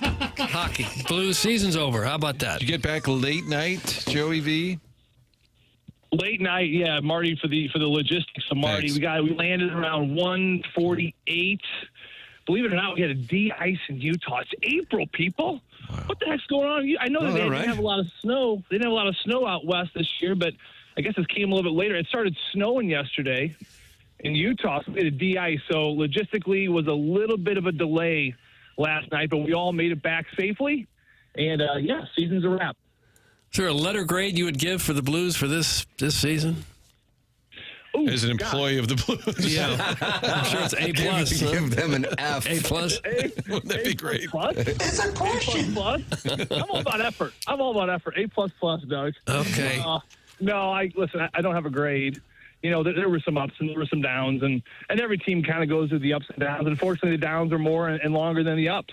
And I think that, you got to give these years a couple weeks to kind of really settle in, let the smoke settle, let the fog settle, if you will, and then you kind of start to see, okay, what went wrong, and how do we get better? I think the one thing that's very clear that I will say now after talking to Jim Montgomery and some of these players and just observing is that you had such a slow start to the season, right? You didn't start on time, whether it was preparation in preseason camp, whether it was the line juggling early on, nothing seemed to jive right off the hop.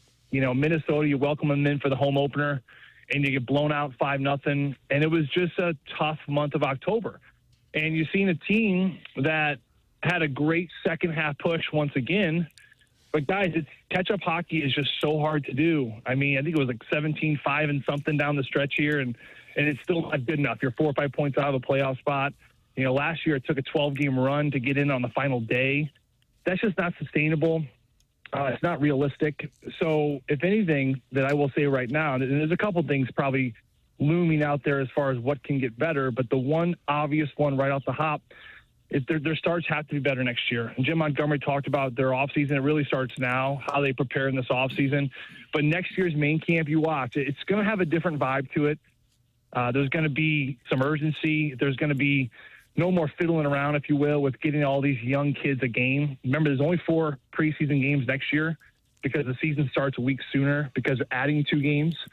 So you're not going to see a lot of, kids that are 18 and 19 years old that haven't played a preseason game. You may see 1 game, but I'm telling you, there's going to be the last 3 games. It is just going to be the regulars with the lines established, and they're ready to go. So good learning moment, I think, for Jim Montgomery in his first year as a head coach with the St. Louis Blues.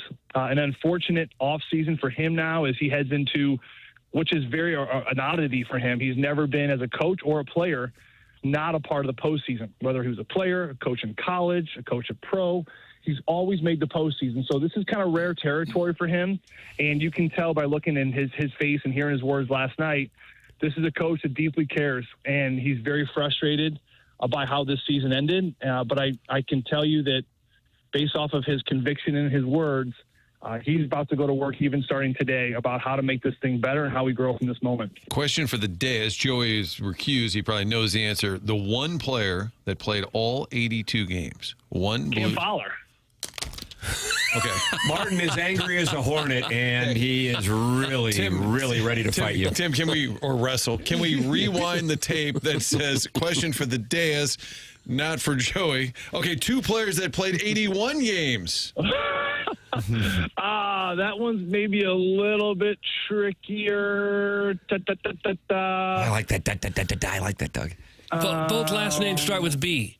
Do you guys have any decent questions? It's not Buchnevich, is it? I know he missed Buchnevich one. and Broberg, yes. Okay, Broberg. Okay, Broberg. I thought Broberg missed a couple more with that little injury. Okay, so it's Buchnevich and Broberg. Okay, How about that? Buchnevich who got 20.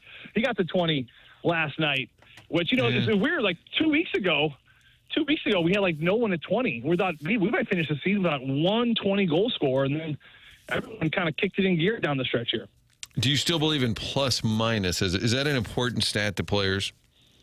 I don't know if it's super important. It's hard to be in a plus category if you're on a struggling team and vice versa. But I will say the ones that stand out are the ones that for teams that don't make the playoffs, but you have a plus player. Like Robert Thomas, what did he finish at? Plus 22. Plus 22. Plus 22. Yeah, he was plus 20 coming into the game, so he got two more goals, 3 more goals, but 2 were even strength last night. Or actually, sorry, 3, but maybe got a minus there as well. But plus 22 on a team like the Blues this year as a top line center, I mean, that's kind of a great thing in the sense where a team that has a number one center and they've had so many struggles, you would think that he really should be either around even or in a minus. I mean, look at Connor McDavid's plus minus this year for the best player in the world. I would imagine that Thomas is more than him. I haven't looked it up. But for Connor McDavid, who gets so many of his points on the power play, that's what kind of stands out. So I'm not huge on a plus minus in the sense, like if you're like a plus 15, 20 on a good team, it's like, okay, well, you're on a good team. It is what it is. You're going to be out there when good things happen. And if you're a minus, 13 on a team that struggles, well, that just is what it is too. But what I look for, Marty, is teams that are struggling, and then there's like a plus 22, like Robert Thomas, or vice versa, a team that is really good, and maybe you have a defenseman that's like a minus 12. Those do stand out as part of the problem or part of the reasons why you're successful. And I do think it goes to show you how important and valuable Robert Thomas was, especially on the stretch for this team. So let's have a conversation about Robert Thomas, because I know, Jeremy Rutherford wrote this morning in The Athletic about the off season, and he is one of the top questions and priorities. He says, number 1, re-sign Holloway, and number 2, to trade Thomas or not. If you were to grade Robert Thomas's season, I think it would be a before and after situation. And truly, once the trade deadline rolled around, he looked like a totally different guy. I also think it was something that was going on off the ice. I think there was anger, whether it was he being irritated that he was mentioned in trade talks, or he being irritated that they actually did trade away guys when he thought he was going to be part of a contender and now part of a rebuild, whatever it was. And then a couple of nights ago, Jim Montgomery saying he had Thomas talk to the room, perhaps indicating leaning on him for leadership, which could speak to the big picture plan. So how would you evaluate Thomas this past season and then going forward? Yeah, I think the way he started the season was okay. Stuff you can kind of talk about now. He had a knee brace on the entire season, and he would always be walking pretty slow in the hallways. And it wasn't until the Colorado game, New Year's Eve, in the final shift of that game, that he got removed from the ice, and I think it really kind of re-aggravated it then. So I say all that because we saw at the Olympic break, he finally got surgery on that place in his lower body. It was minor surgery. The recovery time wasn't that long. It's not an excuse, but this is a kid that was not healthy. He wasn't healthy from the start of the year, and I think any other season outside of a year like this where he was an Olympic hopeful, I think he probably shuts it down at the beginning of the year. He doesn't start on time, and he gets the surgery needed, and then he just comes off and he's ready to go. So I think you have to give him a lot of props for wanting to play through that for obvious reasons. So I think that is part of the reason why he had kind of an up and down, slower start to the season. Now, where things kind of got interesting to me, Tim, and this is just kind of what I've hypothesized, if you will, with being around this group and kind of hearing the murmurs and the rumors and hearing guys talk and just being around. You can learn a lot by just being around. I think the trade deadline, he was shocked. I think everyone was shocked, and I think that's fair when you're at the team and at the spot in the standings where the Blues were in San Jose, where we were staying. I think it was a tense day. I remember seeing Jordan Kyrou on the sidewalk for hours, just pacing, right? He was on the phone, just kept moving, right? It's an awkward situation. I think Thomas, in the same way, was shocked. And I think, like Colton Parayko, I think that, there was options for him, and whether he accepted them or shut them down, that's up to his business, or whether something was on the table or not, of course, was his business. Now, I say all that because the thought of trading Thomas was a reality. And then when you decide to keep him or you don't trade him, if that was a possibility, I think the question mark becomes, okay, let's have this a quote unquote, what I've called like an experiment. Let's lose Shen, let's lose Falk, let's lose some of these veteran pieces, because Thomas, ever since 2018, he's always been in the shadow of a Ryan O'Reilly or a Braden Shen. We've never seen him as 100% the guy. Even this year, he wasn't the guy. Braden Shen was still the guy. So if you're not going to lose him at the trade deadline, yeah, you could probably still lose him at the draft, and you'll probably get more value at the draft. But why not? Let's give it 2 months. Like, what's the harm? Because your return can be better at the draft.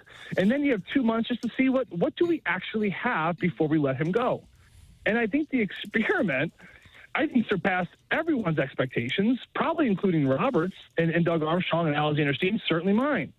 Because what happened was quite fascinating, where he's taking this team on his shoulders, and he drove the bus for the last 25, 26 games of the season. I mean, guys, every single night, he was noticeable. Every night he was picking up points. You looked at the point totals. This wasn't a kid that had 3-4 points on a great game and then he went silent for 3 games. Every night he was chipping in. So the experiment, if you will, of how would Robert Thomas handle this number one workload and being the alpha, the driver completely, I think it was a great experiment. And we have seen Robert Thomas now as this number one center, not just recognized in St. Louis, but across the National Hockey League, from his playmaking ability, from his passing ability, from his shot to defending. I mean, you don't end the year on a struggling team at a plus 22 if you're not a great defending center. His faceoffs, and little by little, being between the benches there the last half of the season too, he was chatty. Him and Buchnevich, chattier than I ever remembered, right? So I think that they took a little bit more of a leadership role on.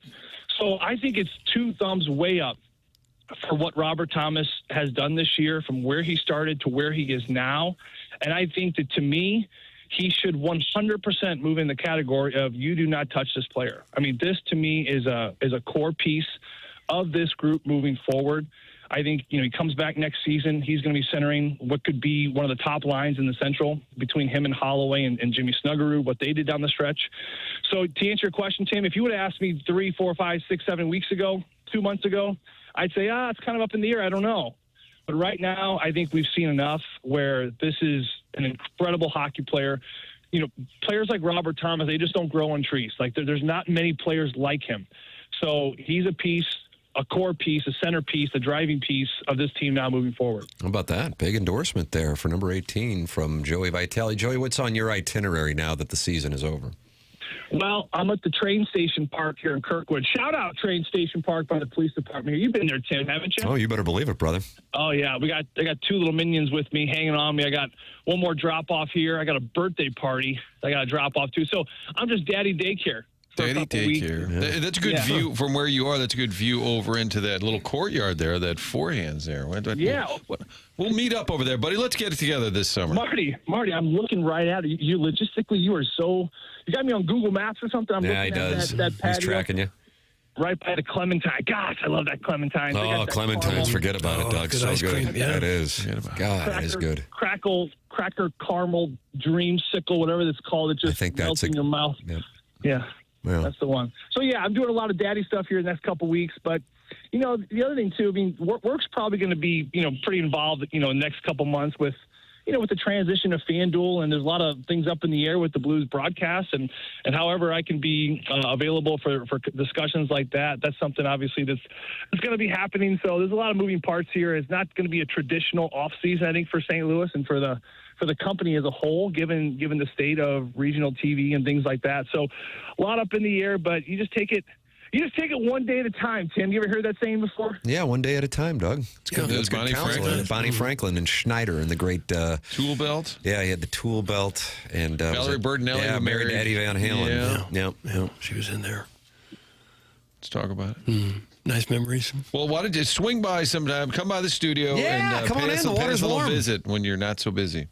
Yeah, I'm going to do that. I always have a lot of fun with you guys, and looking forward to our chats if you guys still want to do them this summer. I'll be around. You can even give me a holler anytime. Yeah, just go over to that Clementine's, Doug. He's getting ice cream. You think it's open this early? Yeah, I would think so. Nah, No, it's not open. I was over there earlier. It's Looking, not, I think knocking they on the open window.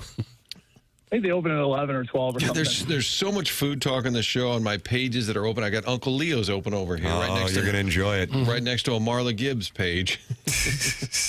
Yeah, I love these that, guys suck. I love Begging that for food noodle. already. You guys are by that noodle house. You ever been to that noodle house down the street from you guys? Fire. To the I have noodle not been to the house. noodle Fire. house. Jackson has, Joey. Fire. Oh, Jackson, 5 freaking stars. QUI, he's the owner. He's the man. He had some dude from like Vietnam come in to help him with his ramen over there, and the guy from like Thailand or Bangkok, I can't remember. But anyway, it was a guy that was like world renowned for ramen, and he helped Kui come over. So he came over, he helped him with the recipe. Kui was telling me this. We were having cigars once at a Ritz-Carlton. God, I hate cigars. I smell like cigar smoke for like 13 days. It was terrible. Not good. Not good. Hey, Jackson's moving tomorrow. You're a big, strong guy. Maybe you could lend a hand. Nah. There you go. There you go. I would. Jackson, should I be like 12 minutes late like you were on the call for me today? Oh! They have watches out in Ladue? Nope.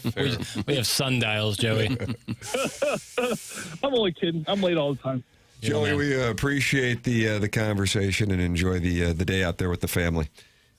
Hey, Tim, we'll see you preschool pickup here pretty soon. I hope to see you again. That was great seeing you the other day, too, by the way. It was wonderful seeing you. Yeah.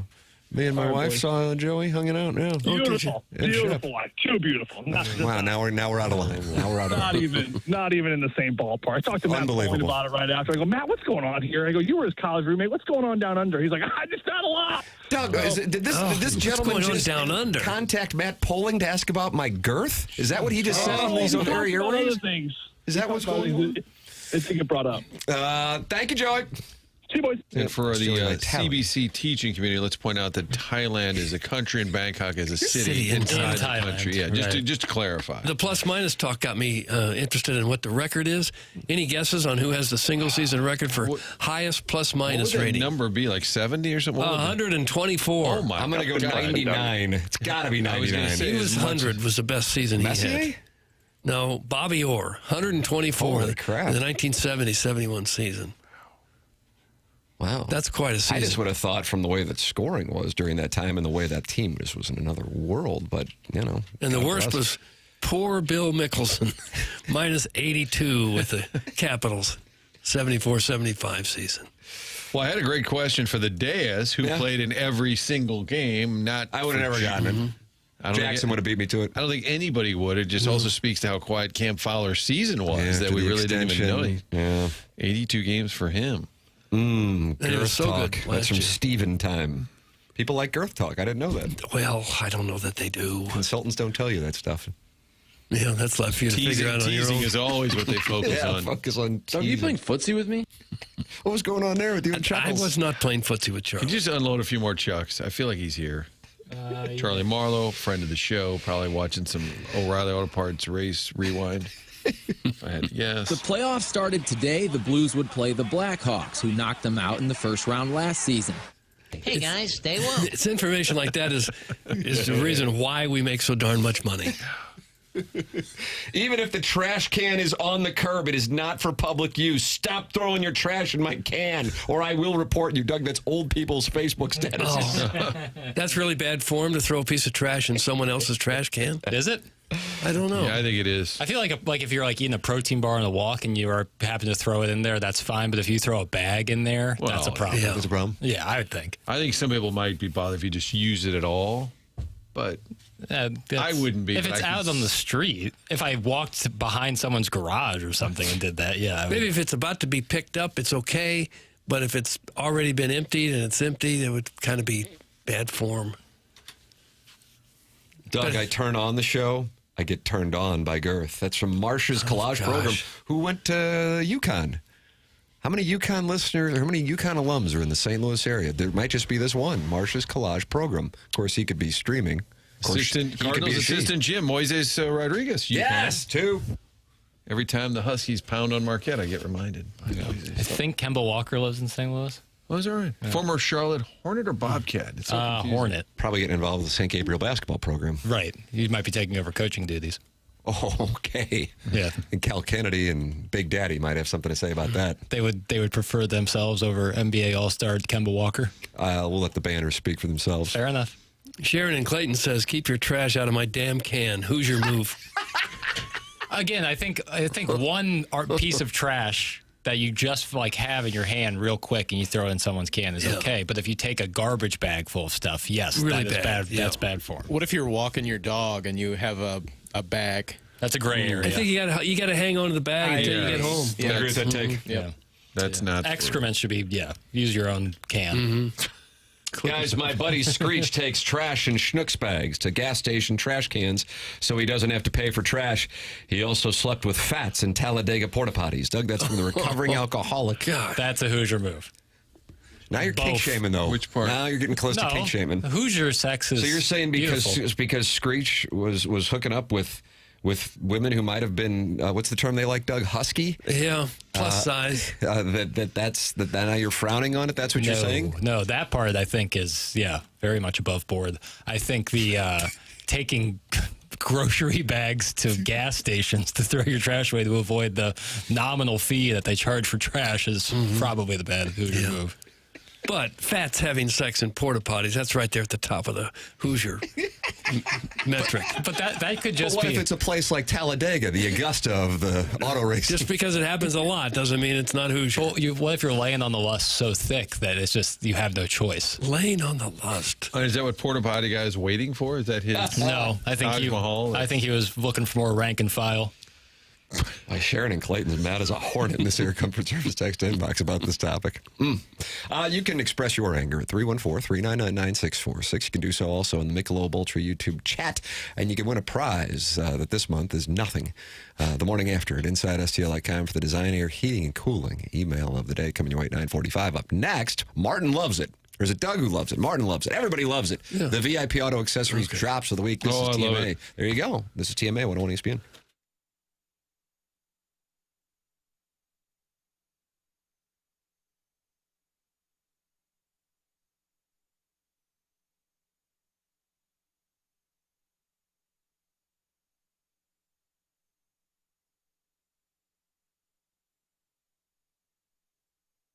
Talking with that Ryan Luchtefeld a couple days ago at Delmar Mortgage, looking at homes and thinking to ourselves, we probably ought to talk with Ryan and get ready to go. And so that's what we did. Talked with Ryan, got the process going, and I talked to him on his direct number, which he gives out here on TMA, 618-593-3608. That's 618-593-3608. He is with Delmar Mortgage. That's a personal local touch, but with all the necessary technology to make the process smooth and easy. Pre-approvals and fast-track options that will make your offer stick out to local sellers and listing agents. They can do closing in as little as 2 weeks. DelmarMortgage.com or call Ryan directly. This is his personal number. That number is 618-593-3608. That's Ryan Luchtefeld and Delmar Mortgage.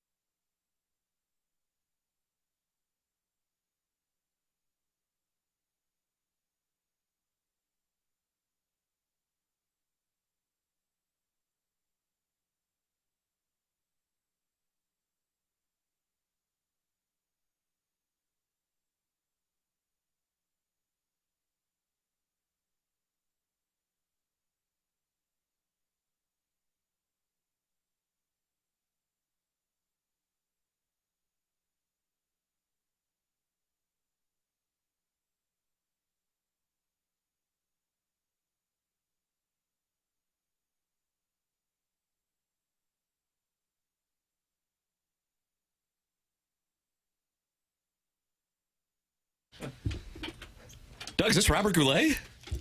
Certainly is. Or is this Will Ferrell as Robert Goulet? This sounds like the real deal to me. Yeah, this is real deal Goulet.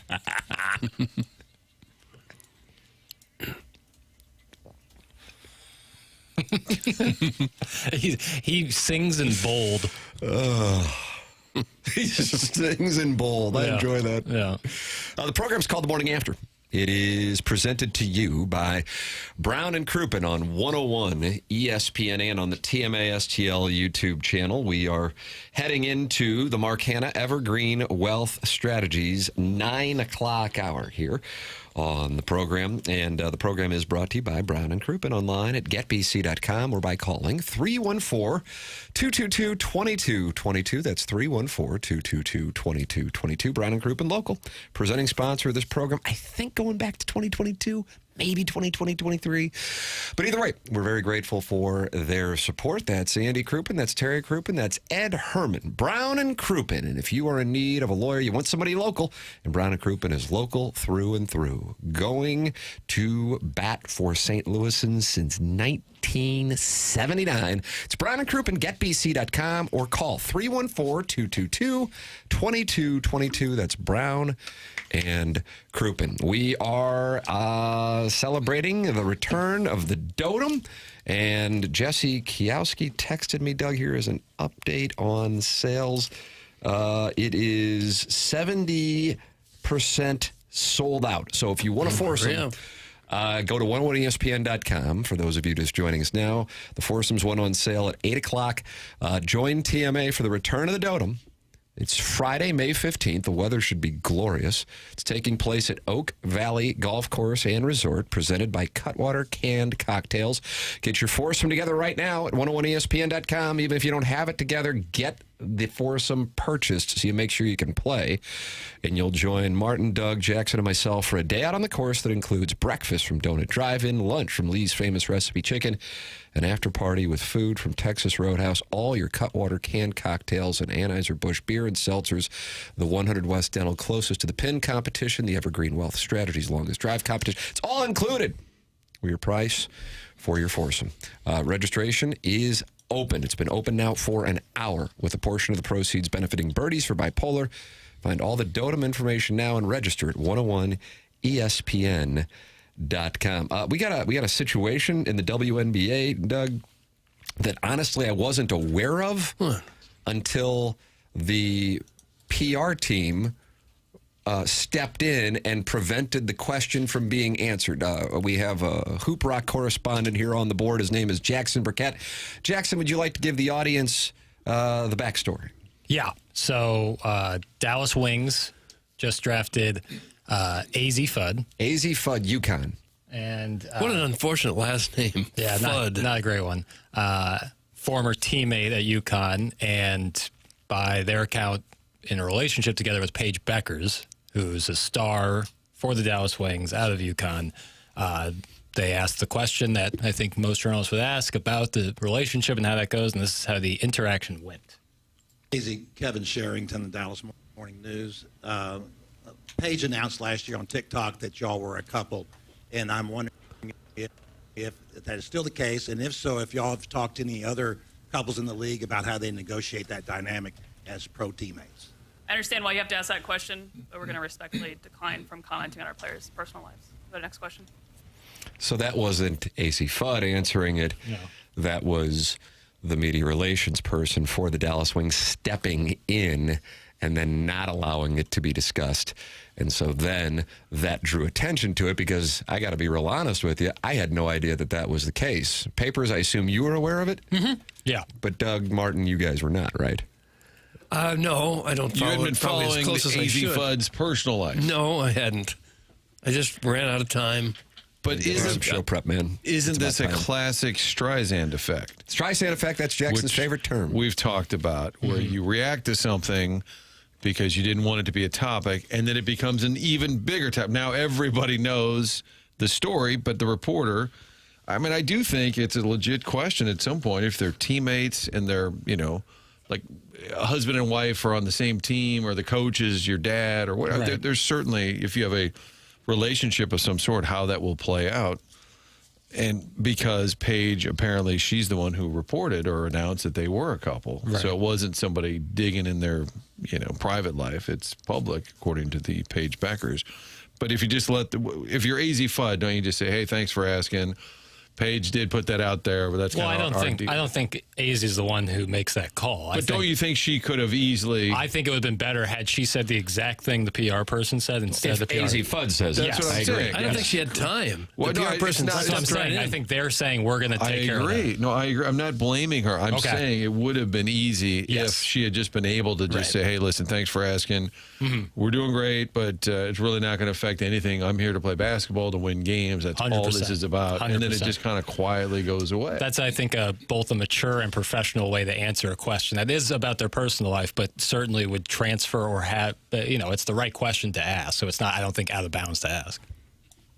So you Brian Henson covers sports in Indianapolis. Well, what? Okay, I guess he does. Find to question the timing, maybe hold it for training camp, but it was 100% fair. It's pretty remarkable the Wings didn't prep Fudd for that inevitable query. Address it now, render it a non-story so the focus can shift to the season. That's from Brian Henson. Yeah. But I don't know if it was up to Fudd to make that call. I'm sure the PR was like, we know this question's coming and we're going to have this plan. And you just sit there and hang out. She may have been perfectly prepared, but just didn't get a chance to talk. Right. I mean, immediately after the question was asked, that PR, who was off camera, by the way. But now that topic is an even bigger one. Now somebody's going to ask Paige Beckers the next time she's interviewed. For sure. And the next time AZ Fudd's interviewed, she'll be like, hey, listen, Yeah. I didn't get a chance to say this last time. Right. Amateur proctologist is not happy.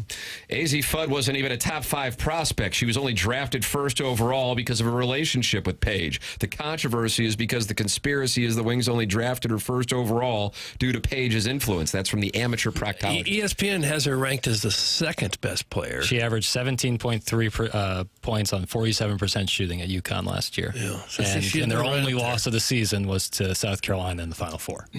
So I would say she's pretty good. Yeah, I see UCLA had 5 players picked in the top 15.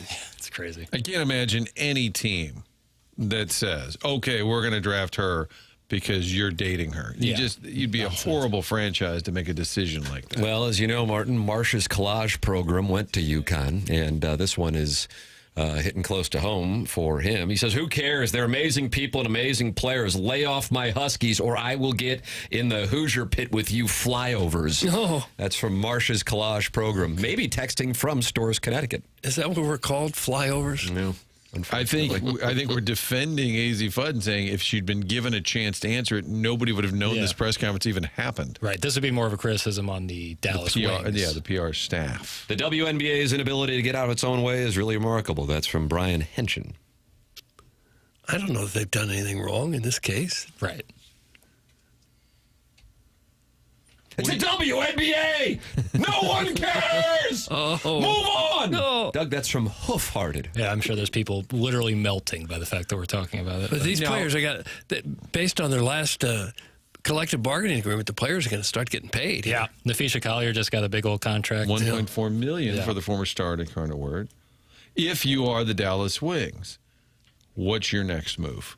I would say At the next media availability, Yes. have AZ be available. yes, and allow her to answer the question. And if you want to suggest something to say from like the PR standpoint, but also just be like whatever you want or whatever you're comfortable with, because ultimately you're going to be the one who's dealing with it, you and Paige. So yeah, I would say that. But yes, I would not continue on this. We're not going to discuss it because then it just never works. Right. Although there aren't many players in any sport that will openly discuss their private love life. Right.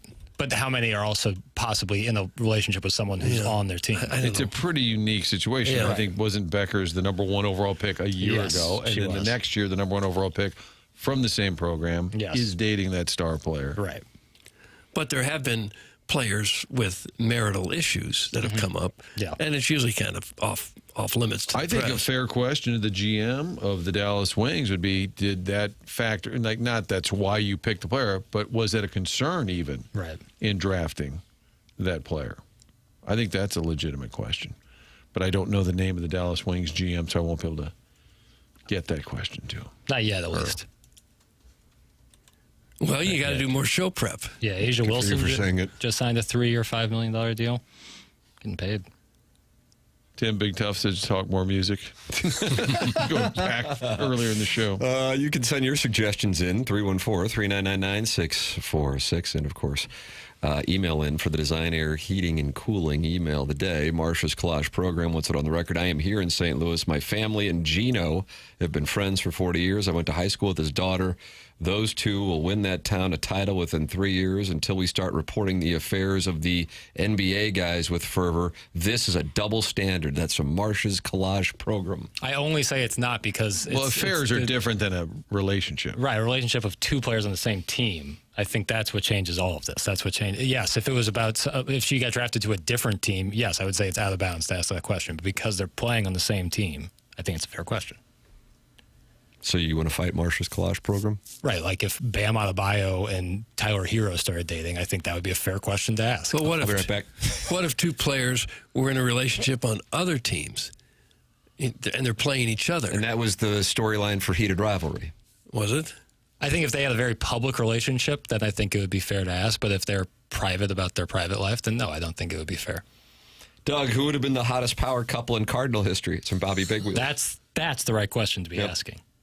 Stan and Lil Musial. Kyle Loesch and Skip.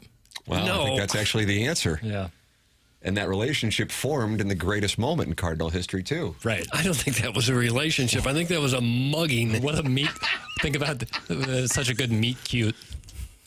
Doug, did somebody say meet cute? Yeah, what does that mean? You know, like, it's like a good story, like, oh, how'd you guys meet? And it's like a meet cute. You know?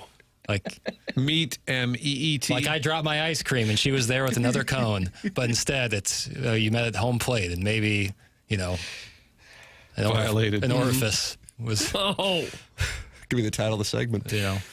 I agree with Doug that if Robert Parrish was in a love relationship with Kevin McHale, it would have been hot. That's from Professor Roy Hinkle. Is that what Doug said? Would that be the tallest relationship of all time? Robert Parrish. How tall were Manute Bowles' parents? I don't know. Well, do some show prep. Thank you. Good for you, Doug. The question was, how tall are Manute Bowles' parents? Chairman Kurtz can have an answer. I'm assuming they were rather lengthy. Yeah, yeah. Marcia's Collage Program says I'll have a 7-iron off against Papers any day. Jackson, you want to have a 7-iron off? He'd probably beat me. I don't. You're a single-digit handicap. Yeah, I don't. I check my pride at the door. I don't care how far I hit it. For the record, this whole discussion started with a critique of the PR person's handling of this and saying it's blown this whole I into love a both bigger those story. players, Beckers and Fudd. They're both outstanding players. Also, Martin, if I can hop in, Manute Bowles' mom was 6'10". Wow. Jesus. His dad was 6'8", and his sister was also 6'8". Wow. His great-grandfather was 7'10". Oh, my God. Papers, have you ever seen the videos where Rick Mahorn, maybe Barkley, and they mess with Manute Bowl? They just try and scare him. No. And they would do things like the old-fashioned catering at your hotel would roll in, and they would have, like, Manute Bowl would open the lid and Mahorn's head would get in. You have to find it. Okay. They just tried to scare the poor fellow. You can scare us by emailing in the morning after at InsideSTL.com. Design Air is the sponsor of our email today. Martin, you got anything on Design Air? Because we're all clients here. I do. Where's that? I don't need any copy when I talk about Design you Air don't. because I've done business with them multiple times, including the new furnace we got last fall. Love everything about the product. Doug's handing me copy. I was kidding. Well, the list of the handsome repairmen. You got the list of that. Mm-hmm. You know what? Actually, a true story. Yes, I'm getting gas, and a Design Air repair truck pulls in, and I had to catch a glance. I'm like, who is it? I don't what know. about Adam? I didn't know who. Should have said, "What's your name, fella? Look like you've been working out." You guys are catcalling. Excuse me. You weirdos have made it weird to just see a Design Air truck at the gas station. But exciting. They do great work, all of them. Everybody on the team is awesome, and Seth Goldcamp has put together a great roster. That's what it is. When you've got a company like that that's been around for a long time, you need to maintain quality. To do that, you get the best employees, and you can tell the difference when you work with Design Air. And if it's just a repair, they'll let you know that. Not going to try and sell you something you don't need. He trains the staff not to do that. It's such a turnoff. And it's also expensive. When you don't need a full replacement, they'll let you know. Get that repair done quick. If it is time for a new furnace, like it was for us, they tell you all the different options. So many different changes over the years in technology. It's great to learn from them. Then they have the installation team come in and they get it done right. Not a single problem since. Designerservice.com is the website. I'm going to look at Doug's notes here. Let's see. The handsome repairman. I look at it. It says sexy man. It does. Bold, Wow. daring. Look at, These are copy points. Yeah. This might be entered into Litigation. Designerservice.com. How about that? And Seth passing this along. Maintenance agreements are an effective and convenient way to keep your system running year after year, and they take the pressure off of you. As a homeowner, Designer contacts you to schedule your AC tune-up and your furnace safety inspection and cleaning. Sign up, and then you forget about it. Like all their services, maintenance visits can be scheduled at designairservice.com. The Design Air Heating and Cooling email today coming up on the polosplus.com dossier. This is The Morning After, presented to you by Brown and Crouppen from the Stifel Studios on 101 ESPN.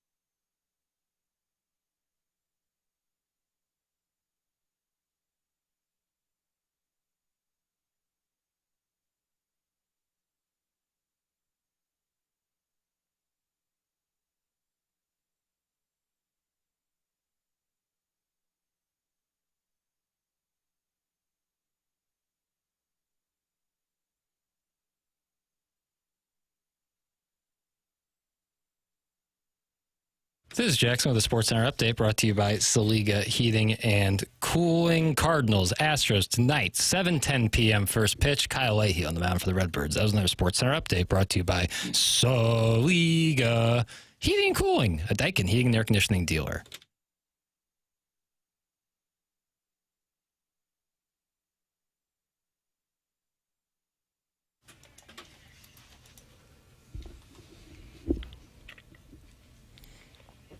Like Warren Beatty? Well, that was the story. Dave Coulier?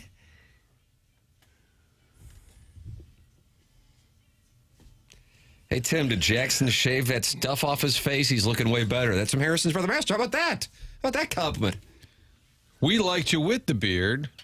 Oppo Harrison likes you without. Yeah. Some people like some things, some people don't like other things. Think about that, Doug. That's right. But you're growing the beard back. It's already on its way. Yeah, yep. Under the assumption that it'll come back thicker than before. Yeah, Beard V2 is on the way. Loading. Okay.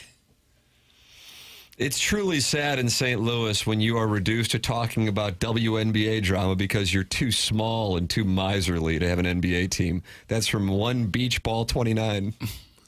We're too small and miserly? That's why we don't have a team? Small, maybe. Miserly? I don't know that we're miserly. Maybe we are. It's kind of an outdated term. It's like Scrooge. He's miserly. Oh, yeah, he's miserly. You can attack the program and the market by texting 314-399-9646. That's the Air Comfort Service text inbox. You can talk it over with other TMA listeners.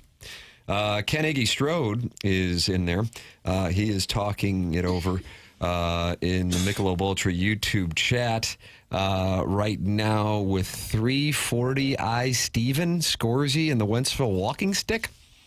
So you can do that by subscribing to the TMASD YouTube channel. Doug, we're now at 6,790 subscribers. 10 more and you get gold bullion. You know, and lots of it, too. Wow. Lots of it, so keep subscribing, please. Yep, it's sitting there for you if you want it. No, don't grow it back. It looked like you shaved your privates and glued the hair to your face. Oh, gosh. I think people do that. That wasn't pleasant.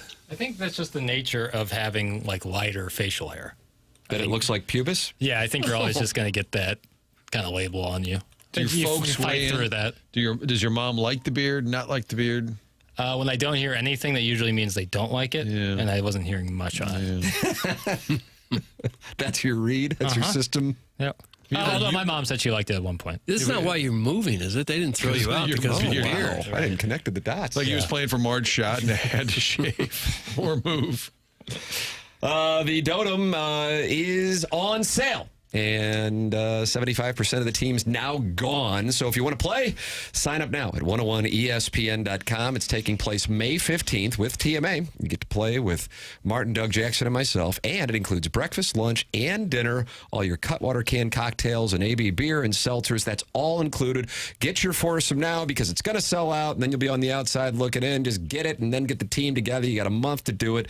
It's May 15th at Oak Valley Golf Course and Resort, presented to you by Cutwater Canned Cocktails. Sign up now at 101ESPN.com. Joey Vitale with us earlier in the program, talking it over regarding the Blues season. He was passionate about Robert Thomas. Said he wouldn't have been sure if we would have asked him the question 6-7 weeks ago.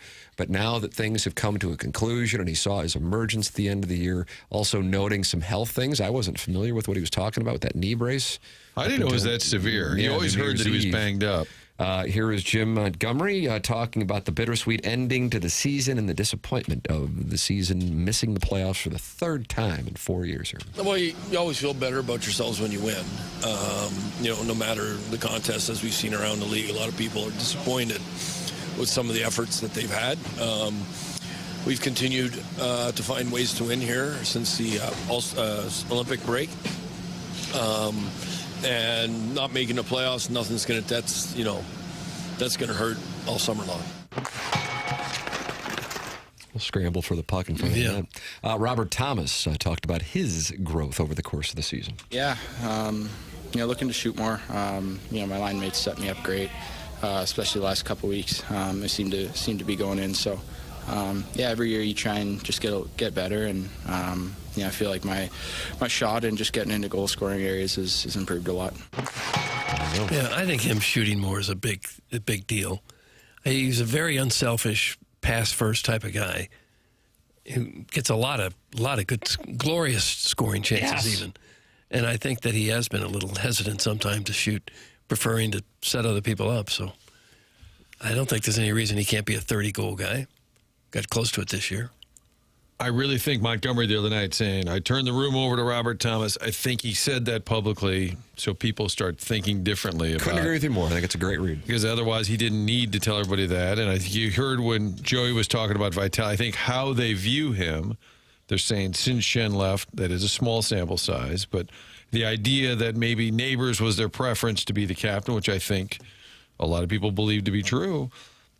You can't keep Thomas and give the seed to Neighbors. So I think they're doing a little bit of damage control. But also, where's Robert's head at after being upset with them? I think fairly clearly that he was. My theory, I think I said this to JR, I would have Steen be the good cop, bad cop, and just kind of blame it on Army. Hey, he was shopping you around, but I'm your guy now. I'm the GM. If you need to. Mend any fences. And I know people they're pro athletes. Who gives a rip about their feelings? But it is part of the game. I think if he's going to be here long term and there's any bad blood, now's the time to kind of sort through that. Jesse Kioski just texting me there are now 7 foursomes left for the Dotem. If you want it, Doug, you got to go get it now. 101ESPN.com. There are 7 foursomes left for the Dotem. Probably sold out by 10. Friday, May 15th at Oak Valley Golf Course, presented to you by Cutwater Canned Cocktails. Just go book the foursome now. Wrap it up. You get your breakfast, your lunch, and your dinner. And we have made it clear that we will have access to the putting green, and that's included. We have cleared that. Just like to really get that nailed down. Yeah, that is. Does Oak Valley allow white G-Wagons? If so, can't wait to shake it for you in my needlepoint 90. I'll also be giving away my used loofah from last week. It smells of Han bombs and Cadasco pride. That's from the self-made stay-at-home Ladue mom. Wow. So that's something she's going to bring to the event. Cadasco, that's old school country day there. That thing's been around for years. Would you be interested in her loofah? No, I would not. I would not. Okay. Power rank the loofahs you'd be most interested in. Ella Reese, Abigail Mack. Yeah. Chalamet. Did you just say a gentleman? I just said just kind of drifted away. That was just stream of consciousness. Can you change the Dotem date? I'm going to Alaska that day. That's from the Worst Woods Wacko. Okay. Doug, would you like to change the date? The hell we could. How's he doing in Alaska? You'll have to ask the Worst Woods Wacko. Yeah. Probably a cruise. Alaska. Yeah, probably a cruise. They do a lot of cruises up there. What other reason would you be going to Alaska? I can't think of any. Do a little fishing? Yeah, bird watching. Doug, I'll join a foursome, but not for golf. That's from the Big Show. Oh, gosh. Why must it always get down to this? Bunch of weirdos. Low-hanging fruit. But I look forward to meeting all the weirdos at the Dotem. That's right. I prefer, I asked this last year, if they would just have a badge or just a little placard that would say, hey, I'm Uncle Wally's Plastic Gear. Hey, I'm Bourbon Bob. Hey, I'm a line. I think part of the value for a portion of the listenership is the anonymity. And that is why when you sign up for the First Form Energy Listener of the Month, which we think Jeff Suppan could be live for, Martin. Oh, I'm voting for him. Is he a candidate? Jackson? If he signs up. To maintain anonymity. So if we see the unknown DJ in the vote, is it Jeff Suppan or is it our texter? I'll have to do some digging. Yeah. I'll have to do some reconnaissance. I'll be listening from the Arctic Circle in early May. That's from Conky's Cuckstaff. Gosh. You think he's a scientist? Arctic Circle. I can see that. Our weather guy was out in what, Nevada? Yeah. Work for an the guy who got Tim the table. Yeah. In CC Columbia. City Broiler. Yeah. We turned to the National Weather Association to get good tables at Mizzou. We have to do. If it comes out that the wacko is a cruise guy, it would make too much sense for someone who had to settle for Warson Woods. That's from the self-made stay-at-home Ladue mom. I'm just sure he's going on a cruise. A cruise guy. Is being a cruise guy looked down upon? I think from the ultra elite, yes. Really? Is that right? I've never been on one. Does that make me ultra elite? I've been on two. Did you enjoy it? Oh yeah, but I was a kid, so it was like the greatest. It was, Yeah, I went on one. It was the best vacation I've ever had in my life. Yeah, it's cool. You kind of get to like go on a bunch of mini vacations because you stop at places. It's pretty fun. Food is great. Yeah, unlimited. It's only bad. I had choppy waters once and got the. Did you on the vomit comet? Yeah, it was like the cruise sickness, I guess you get, where things are coming out of all sorts of orifices.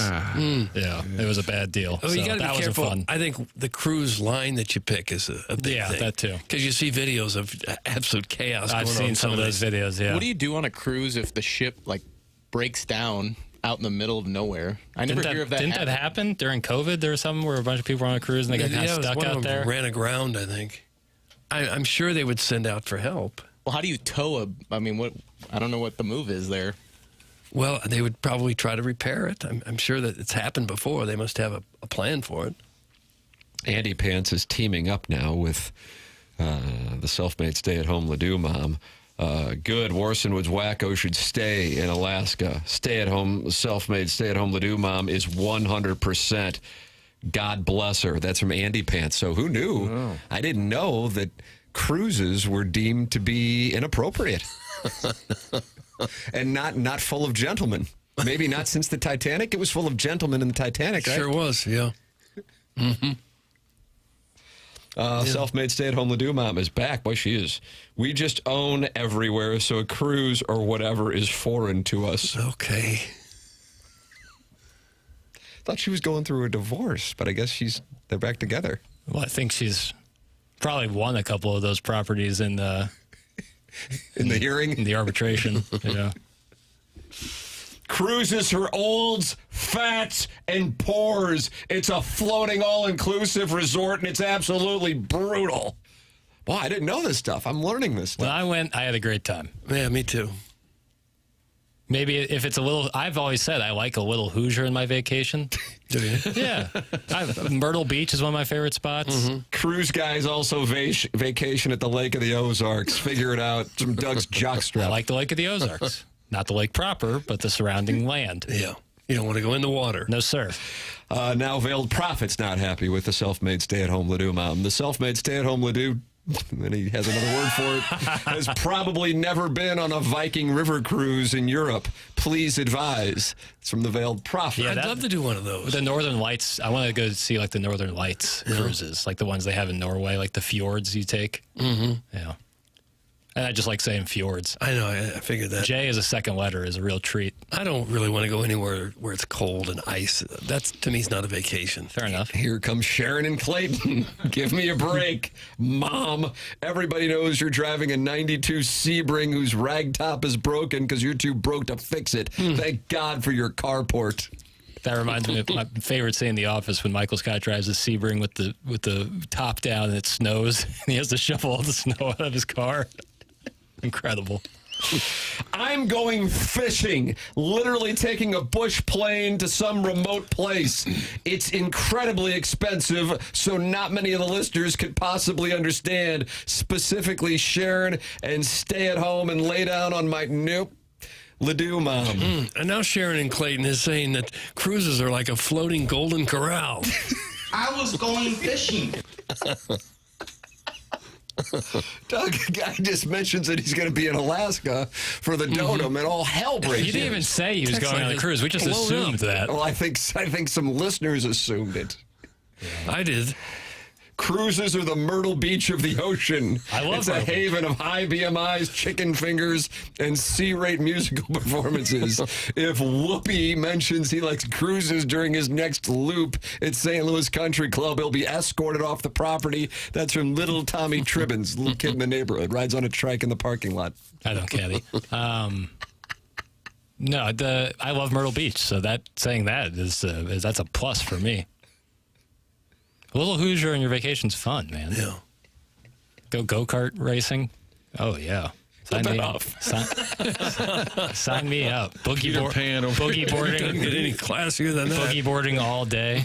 Yeah. Get some street tacos afterwards. That reminds me. Do we do the drops of the week? No. You want to hear them? Unbelievable. There's been a couple questions on the text line. Are we not doing the drops? No, that's what happens when the host is just totally oblivious to the Polos Plus dossier. Yeah, it's brought to you by VIP Auto Accessories. That's at Brian Grigg and Tommy Sabulka. Just got my windows tinted with them last week. VIP Auto Accessories presents the drops of the week. Morning after. Drops of the week. Yeah, you gotta drop it like a hot dog. It's a wonderful drop. Indeed it is. Clip that off. Clip that off. Clip that off. Clip that off. Clip that off. Always tell us how you're in the best. I'm not telling you I'm in the best seats. I never discuss where I sit unless somebody brings it up to me. I never ever bring it up ever. Probably Sugarfoot. Nasty piercings. Oh God, yes. I mean, people have got the Sugarfoot. Judy Parcells was sitting next to me, I believe. Cardinal fans, you are amazing. Do you know we have the best fans in baseball in St. Louis? oh, that's awesome. I lost track 3 guys ago. I was right there in Arizona, sitting in the second row, Game 7. Now someone's sending in topless pictures of the Cardinal cowboy. I sat right on top of Paul's. I mean, we sat, basically, Paul sat in our lap. Bouncing up and down like he's riding a Sibian in that chair over there, Doug. It's going to get very, very crusty around here. Oh, wait.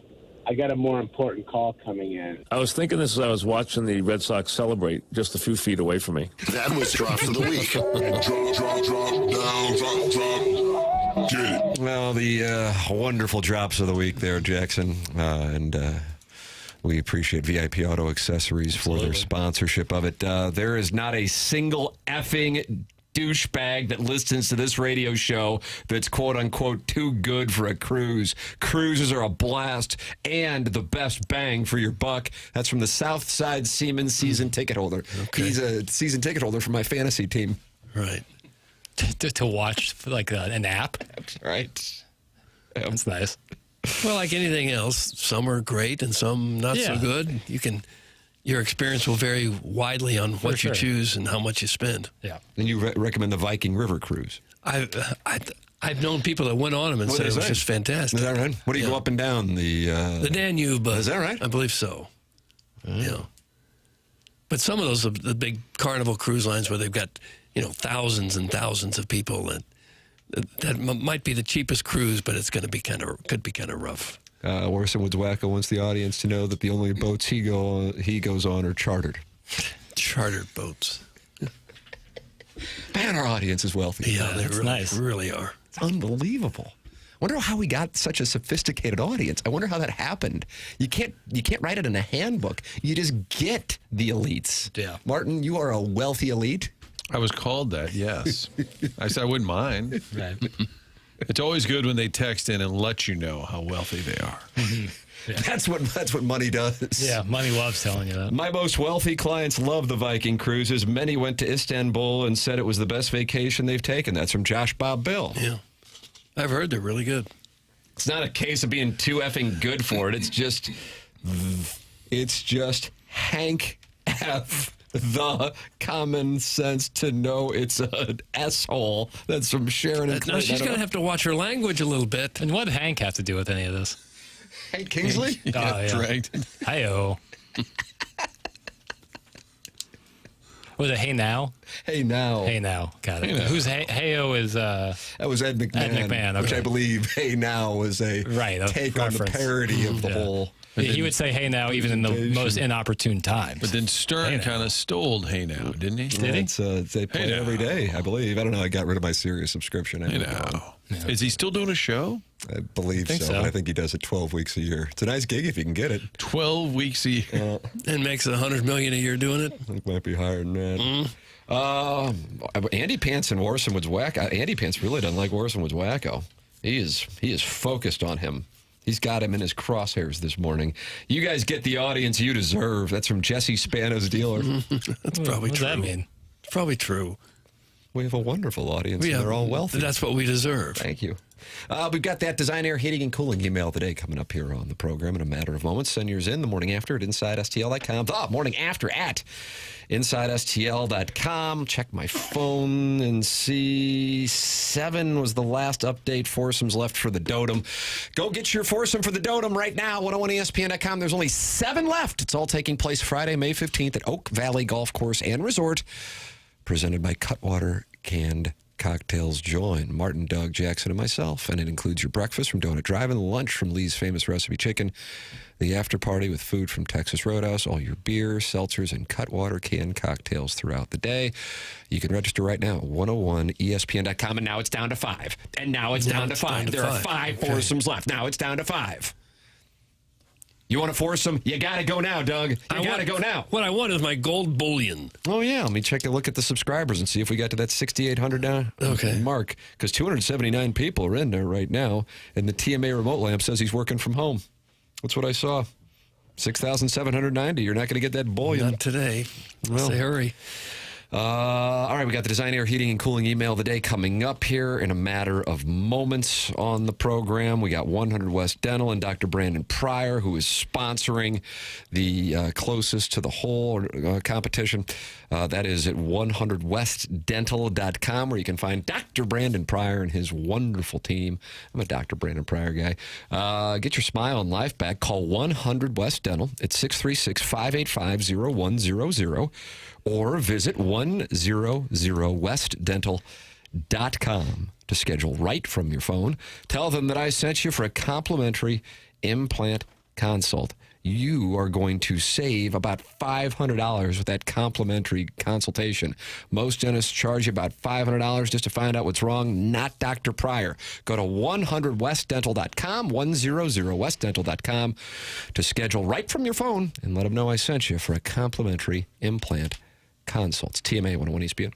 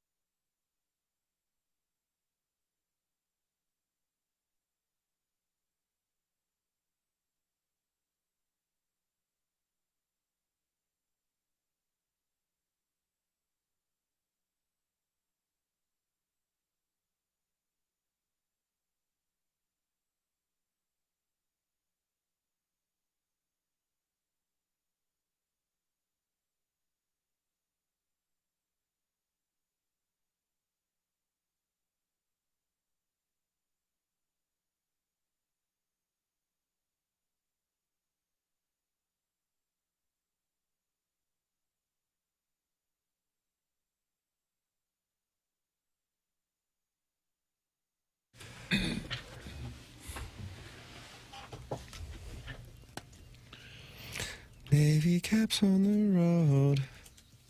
Navy caps on the road. Fans are upset, attendance is low.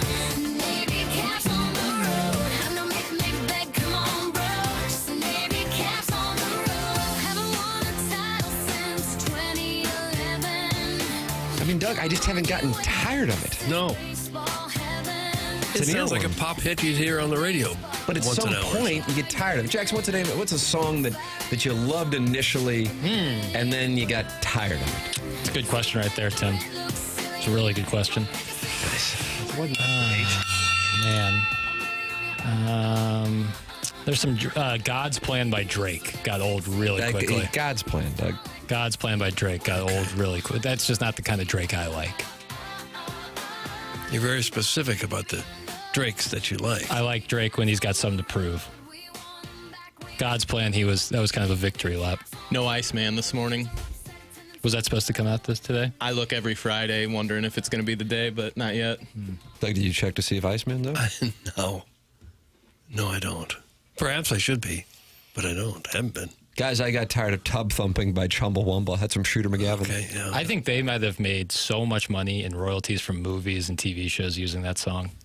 I get played all the time in TV shows and movies. I just watched an episode of the Amazon series The Boys, and they used Tub Thumping. No. And I mean, that song, what came out in 97, 96, 97 range. I think it's probably been used in 25 different TV shows and movies. How many views on YouTube you think Tub Thumping has? Doug, how many views on YouTube? I bet 1 billion. Billion? That's high. Yeah. How about 100 million? Ballpark, 116. Nice, Doug. I think you won both Showcase Showdowns. Okay. Well, I would have figured that would have been like early YouTube was a lot of just music videos, and I figured that people would just go. The Gangnam Style by the South Korean gentleman has 2 billion views? Psy. Yeah, Psy. I think it has 2 billion views. And he performed that close to Tommy Lasorda? A confused Tommy Lasorda? A little low, 5.9. It has 5.9 billion views. And when do you start making money on the number of views? At 2 billion. Yep. Really? Yeah, that's industry standard. 2 billion? You got to get to 2B. So you got to get 1/4 of the world's population. And then you start getting a cent. Okay. It's a great model to have at YouTube. Yeah, you got it figured out. The program's called TMA. It's presented to you by Brown and Croup. And it's not the favorite show of people who want Battlehawks coverage, I'll be honest with you. But I don't know what to do about that, Doug. We are who we are. I am whatever you say I am. If I wasn't, then why would I say I am? In the paper, the news, every day I am. Radio won't even play my jam. Yeah, Jackson knows what I'm talking about. Battlehawks at the D.C. Defenders this weekend. Yeah, that'd be fun. Doggies are on the road, Doug, at Seattle. There you go. Up to date. There you go. It's always good when you finish a report with "there you go." It's time for the Design Air Heating and Cooling email of the day.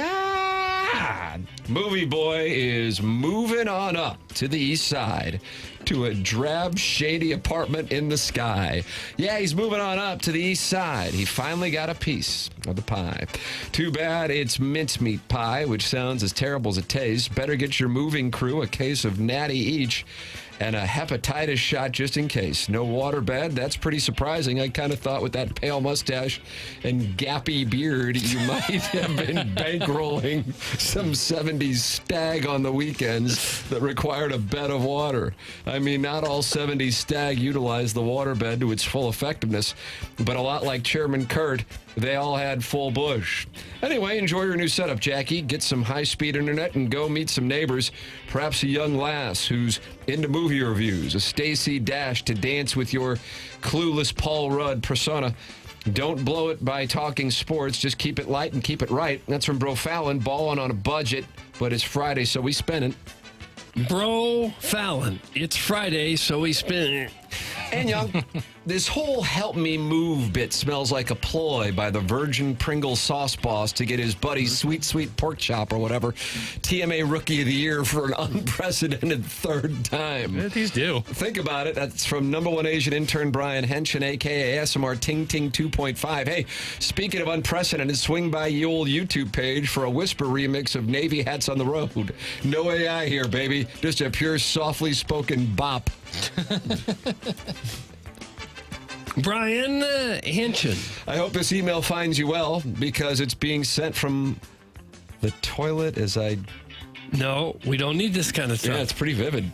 Chairman, is this your thoughts before I go? Nah. All right, there it is. That's all you need. Chairman, your thoughts. I like that. Well, when I'm in the filtered file, I'm in the trust tree. Sure. And then I start reading, and then all of a sudden, could have a problem. And Young, really iconic moment the other day when you idiots killed time by listing off Major League Baseball teams' various victory songs.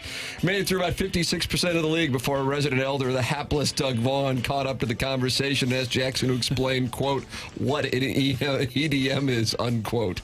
Man, I hate this show. Thanks, and stay tuned. That's from #1 Asian intern Brian Henson, a.k.a. ASMR Rapunzel 14. Swing by the Whisper page, drop us a like, give us a sub, and tickle that bell for notifications. Next 20 people to do so will receive a limited edition Whisper clip where I finished out that list of victory songs in my best Robert Goulet voice. Oh, Henson. Was Henson in twice? Yeah. Did he have two Yes. entries? It's a 2-pack. Henson .2. Hey guys, sorry, checking in again. Really epic moment when Doug asked, "What's a meet cute?" And Jackson's reply was, it's like a good story. I like how'd you guys meet? It's like a meet cute. Perfect, absolutely perfect. Thanks, and Young, #1 Asian intern. Gosh, Brian wait a Henson. minute. get busy, Henson. You're supposed to be working at a newspaper. Do something. We've got a WNBA potential controversy .3. tied into the locals. What are they saying here in Indy? Yes. No, Brian's got bigger fish to fry. When they carve my stone, all they need to do to write on it is once lived a man who got all he ever wanted. I played golf with Tim. Who could ask for more than to have lived in a moment you would die for? But this email is about interstate moves and the random sexual experiences it often leads to. Kevin Miller. Miami's spring break. I look over and this khaki dude was loading up a Ryder truck. Abacus in one hand, tape measure in the other. I was like, do you need any help? Don't be silly. Moving 6 times in the last 6 years. I have this total amount of cubic space that my belongings take up in the moving truck down to a science. But I wouldn't mind a back rub. As I started kneading his back, he grabbed my hand and forcefully shoved it down the front of his pants. Okay. That's enough. That's enough. Kevin Miller, you know what's happened? Right here at the weekend, no less. You've got yourself suspended for a period of 2 days' time, and your name right now as we speak is going into the appliance discounters suspension log. You'll not only have you been suspended, you're also going to get a note in your file. It won't feel good. It's not designed to, really. I think we all know exactly what happened today. Jackson is obviously preparing for life on the lam. Is it supposed to be a coincidence that he is suddenly moving for the 4th time and changing his appearance from his haphazard beard strategy? Is his dream team cousin helping him hide out until some of the heat is off? And how will the movie boy era be remembered? What does it say about the listeners that all of this can be openly discussed before he goes into hiding? Superhero that he is, Tim jumped in to distract everyone with the confession about his impressive and threatening girth. That's from Shooty McGavin. Shooty. Yeah, different. Yeah. The vice president of Timothy Chalamet's Loofah. Yum. Oh, yeah. Shooty McGavin. And finally, I need a lover. I've tried everything. Dating apps, blind dates. I even went to Crestwood Bowl and sat at the bar hoping a hairy gentleman would take the empty seat beside me for a proposition, and no luck. Gosh. I had already accepted my fate as a spinster the night I went to my D2 beer softball league in Bridgeton. And when I stepped to the plate, my spirits were already low. Called for time and stepped out of the box to collect myself. And then a voice from behind the plate. Hey, friend, you can do this. I looked up. It was the catcher. No gear on since it's slow pitch.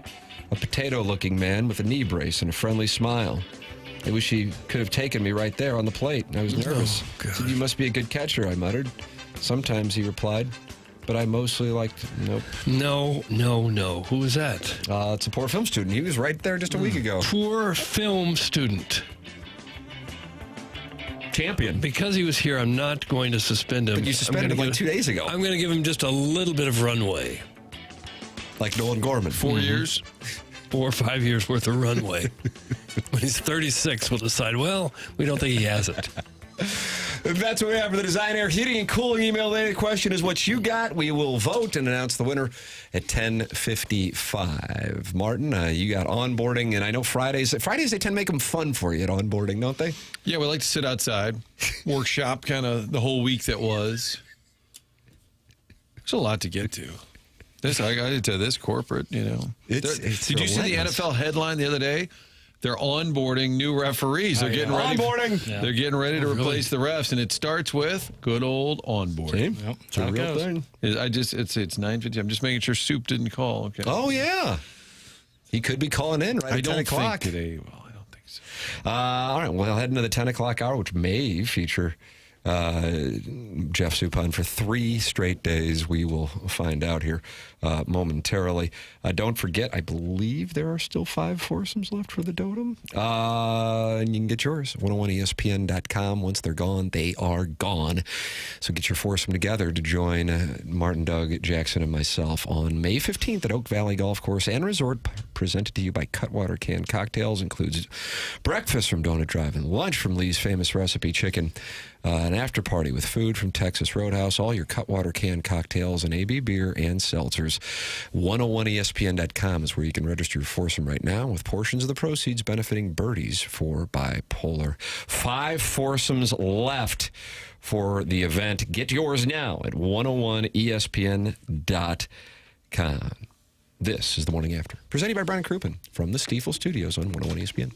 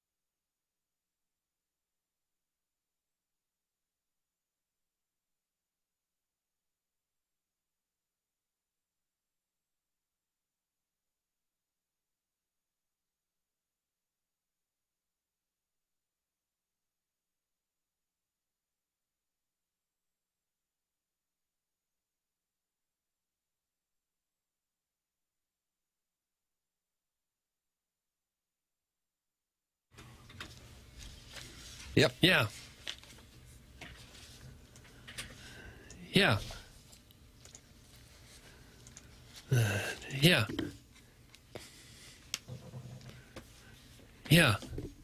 Bring it to the loo. Sick.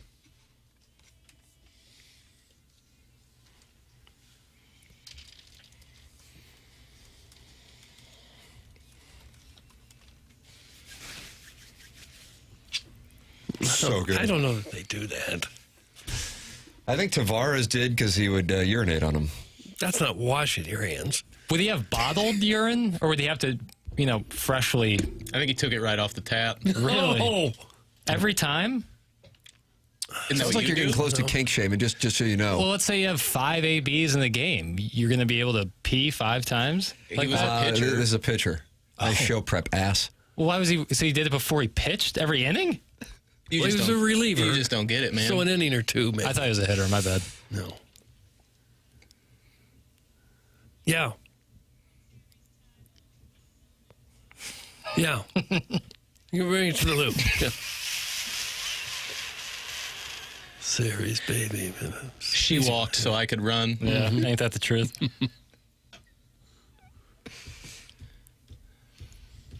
Doug, ESPN has released its power rankings as we get ready for 12 and 26. Who do you think they have as number one? We're talking baseball now. That's right. I would say the Dodgers. Yes. So you looked at this? I didn't look at it, no. Where do you think your St. Louis baseball Cardinals are? And this was done now or at the beginning of the season? Yesterday. Yesterday. I have never heard of your team. I would say they would be maybe 20. Papers, what do you think? Have you seen this? Or are you going to recuse yourself? 18 is my guess. Chairman. I was going to go 19, but that's pencil. I'm going to go 17. 26. Damn. They don't believe. No. And their preseason ranking was 25th. Oh, so they've gotten worse? With Jordan Walker continuing to rake, he leads the majors with 8 home runs and ranks 4th in slugging percentage. The Cardinals have continued to hang around 500. A 4-0 record in extra innings has been key. But their long-term success will hinge on a starting rotation that ranks last in the majors with a strikeout rate of about 13%, far below the MLB average for starters. The Cardinals were in a similar spot a year ago, ranking ahead of only the Rockies. So, Doug, they've got them at 26. They are gone 10-8, and they dropped a spot. Okay. Is this Doolittle? This is Schoenfeld. Got it. Do you want to take a guess who the worst is?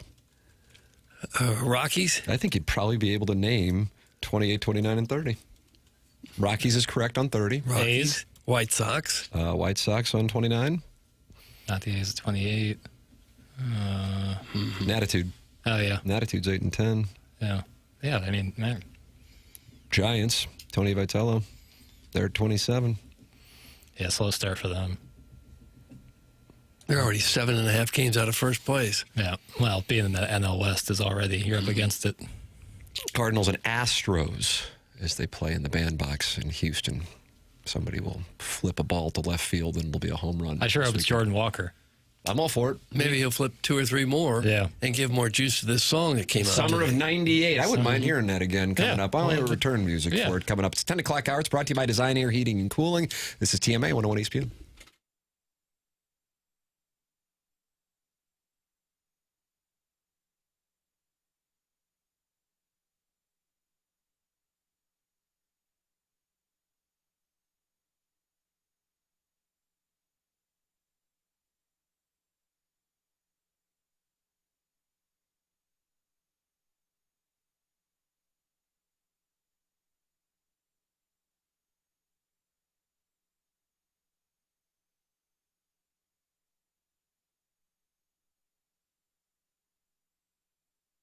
Universal Windows Direct's making the decision to upgrade your home this spring easy. What they're doing is buy 2 windows, get 2 free. That is the offer. Plus, there's no limit. So the more you upgrade, the more you save. And it only gets better.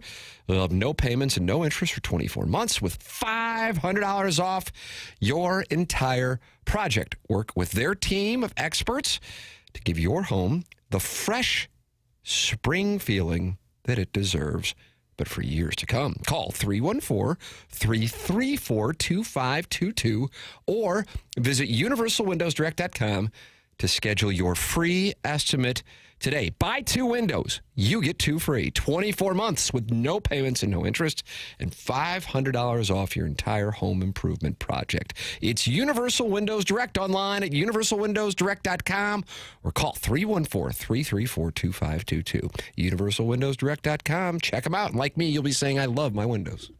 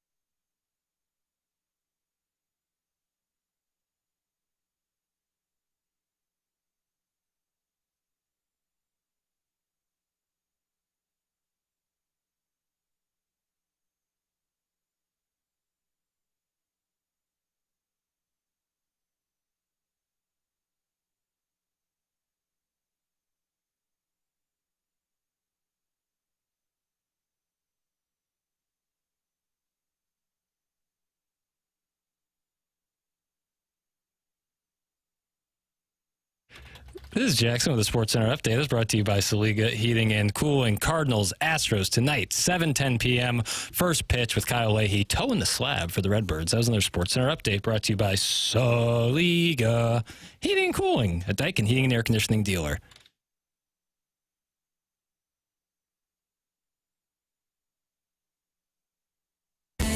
Looks like we got another home run chase. I still think back to summer 98. Listening to Jack Buck, staying up too late. Summer blockbuster, rewind the tape. Jordan Walker got me feeling like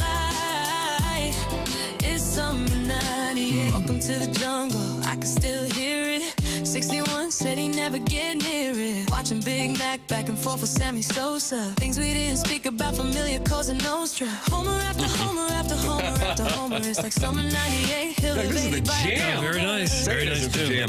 I mean, this program, it offers so much and yet really provides so little. So little and so much. Yeah. But this is becoming a tradition in the Design, Air, Heating, and Cooling 10 o'clock hour that is just phenomenal.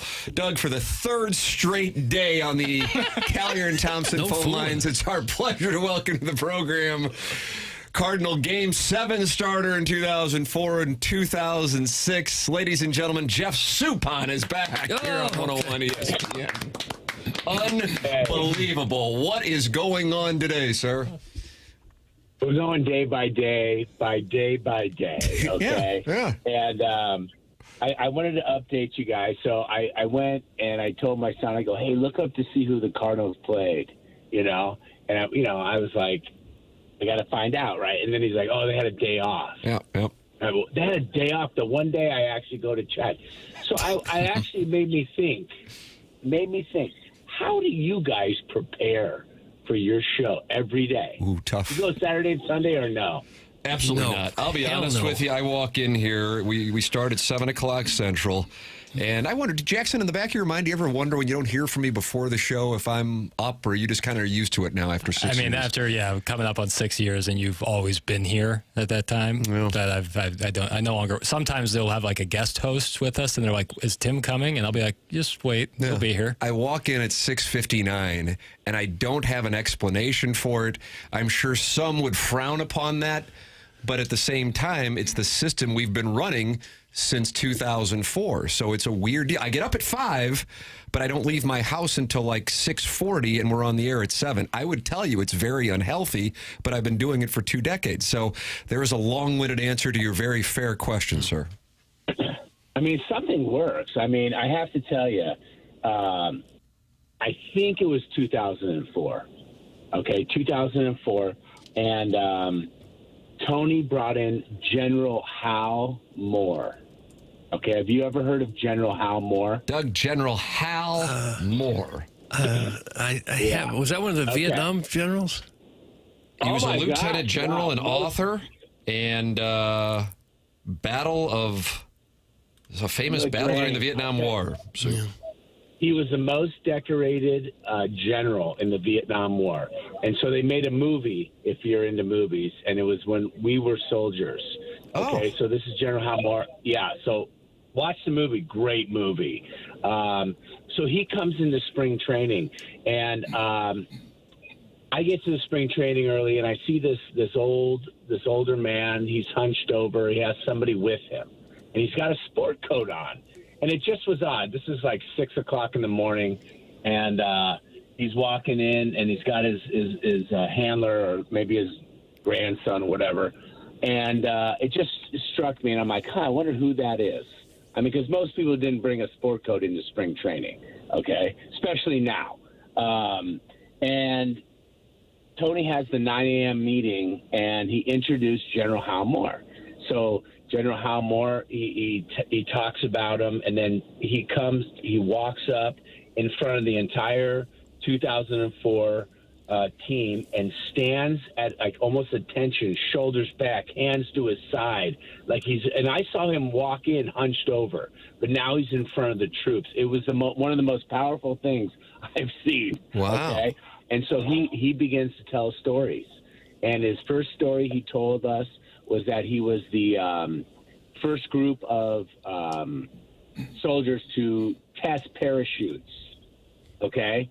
And so he says the first guy jumps out, pulls the parachute, goes right into the propeller, and dies. And so then he thought to himself, yeah, this is real, right? And he goes, I thought to myself, you know what? I think I'm going to wait until after the propeller. I mean, ingenious. The guy was brilliant, right? So he tells this story, and they said, how did you do it? How were you ready? He goes, when it was quiet, I was preparing. When it was quiet, I was studying my enemy. He goes, because you never know when a bag of you-know-what is going to fall on your head. And I sat there and I'm like, I wrote that quote down.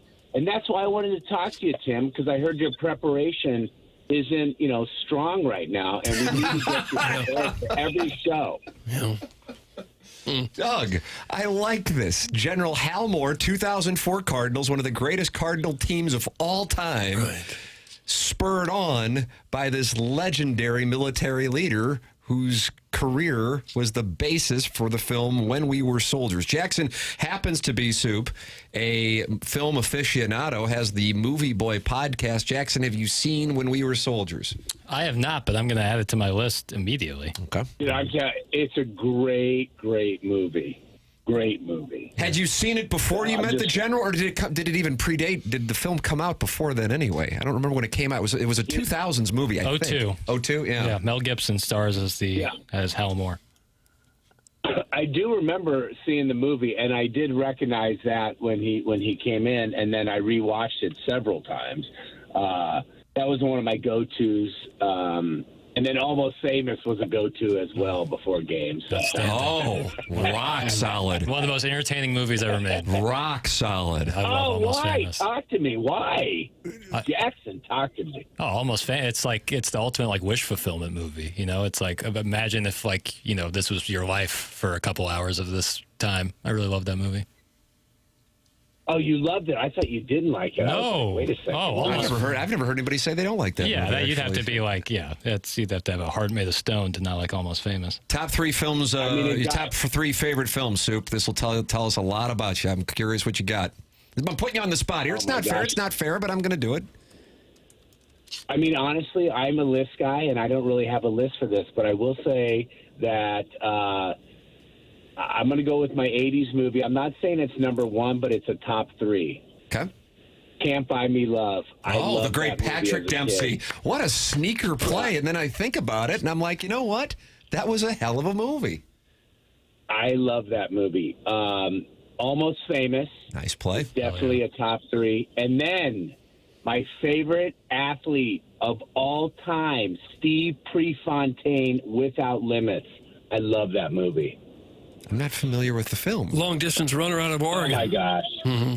I feel like I've got a homework assignment this weekend. Coos Bay. He's from Coos Bay, and he was running. I really got into the movie. I got into him, and he was basically a rock star that wanted to run. And one of his greatest quotes that I have in my gym that I spelled the word sacrifice wrong because I can't spell. It's to give anything less than your best is to sacrifice the gift. And so I took that as kind of my mantra. And great movie. And actually, ironically, same actor as Almost Famous. Billy Crudup. Billy Crudup. Yeah. No. Yeah. Doug, and he's in the morning show with Jennifer Aniston on Apple TV. Ever catch that? Yeah, Reese Witherspoon's No, in I haven't that? seen that. I like that show. Soup, I like that. I go with The Godfather, The Graduate, and Good Will Hunting. It's easy for me to remember with the G's. Good Will Hunting, 100%. Without how you like them apples? No. I mean, look, The Godfather is a classic. I just can't sit through it. And The Graduate, I have watched it.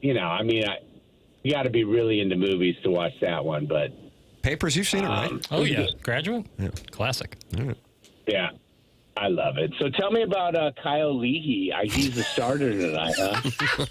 What do you got? Well, I'll tell you, it's tough to come in here hammering me about prep when you bust out the Kyle Leahy. Leahy. But we might be calling him Kyle Leahy heretofore. Well, it's a good question. Reliever. Then they put him in the rotation. It hasn't been great. It hasn't been terrible. But, when you get to the back end of this rotation, you kind of hold your breath a little bit. The Astros have had some injuries to their rotation, Soup, so you could see some high scorers. That ballpark drives me up the wall, but I didn't have to pitch in it. What was it like to pitch in that thing? All right, this is my take on this. whatever year Fenway Park was built, okay, so let's say it was built in 1918 or somewhere in there, okay? Yep. They are actually, I'm sorry, not the ballpark, the wall. Okay, so the Green Monster goes up in that year, and it's 315 down the line, and it's 37 feet high. Okay, they thought nobody would ever hit it over it. Okay, now, do you think people can hit it over the Green Monster? Sure seems like they've been able to pull it off. Mm-hmm. Yeah, I mean, pretty easily. Now, they build Enron Field in, 2000, 2002. And that's 210 down the line, and the fence is 220. It's 20 feet high. It's ridiculous. And I'm like, what is going on? It's not 210, 310. So 310. Right, yeah, 310. I'm sorry. You're right. I'm not a mathematician either. Well, that's okay. Okay. Yeah, that'd be really difficult to be a starter. Yeah, and so I never liked that, okay? But, however, I came up, and I used to have to pitch at one of my all-time favorite ballpark was McCoy Field in Pawtucket, Rhode Island. And it was a short port. It was short. And everybody was trying to hit a home run. It was beautiful. So I was throwing changeups in, fastballs in, beating them, and I was trying to make them. I was playing into what they wanted to do, and that was hit a home run. And I actually remember back in 2004, Hidalgo, who had a lot of power, I was getting him out inside because he kept trying to hit a home run. And you really either you got to play that or you just got to play the ground ball game, to work down, try to get a ground ball. But I didn't like I don't know what it's called now. It became Minute Maid Field. What is it now? I thought it was still Minute Maid. Is it not Minute Maid anymore? Is that right? It is officially as Dyken Park. Huh? Yeah, Dyken Park. I knew it had to change. So anyway, Dyken Park or Minute Maid or Enron, whatever it's called. When we were in the playoffs, they used to pump in the buzz sound. Yes, oh my the Killer gosh. Bees. What, Bagwell, Biggio? Can't remember who else. Berkman? Yeah. Anyway, so it was so loud that I had a splitting headache after the game, and I wasn't even playing. So after that, I went and put cotton in my ear, put cotton right in there so it would keep the sound down. It was so loud. I never liked that, but I mean, I enjoyed playing there. I mean, it was a great locker room and good. I mean, it was great playing service. It was a little different with all the shadows, but that's what you get when you have a retractable roof. But yeah, I mean, that's kind of my take on that place. I was so pissed. I mean, for real. We were doing the show down there the morning after your games in the 2005 NLCS. And dead serious, I hated that ballpark when it came out. You had the goofy hill, and I thought it was just unfair. I don't care if Cardinals hit home runs or Astros hit home runs with that ridiculous. And I stood at home plate there, and I'm like, I can't. This reminded me of where I grew up playing, how short it was down the line.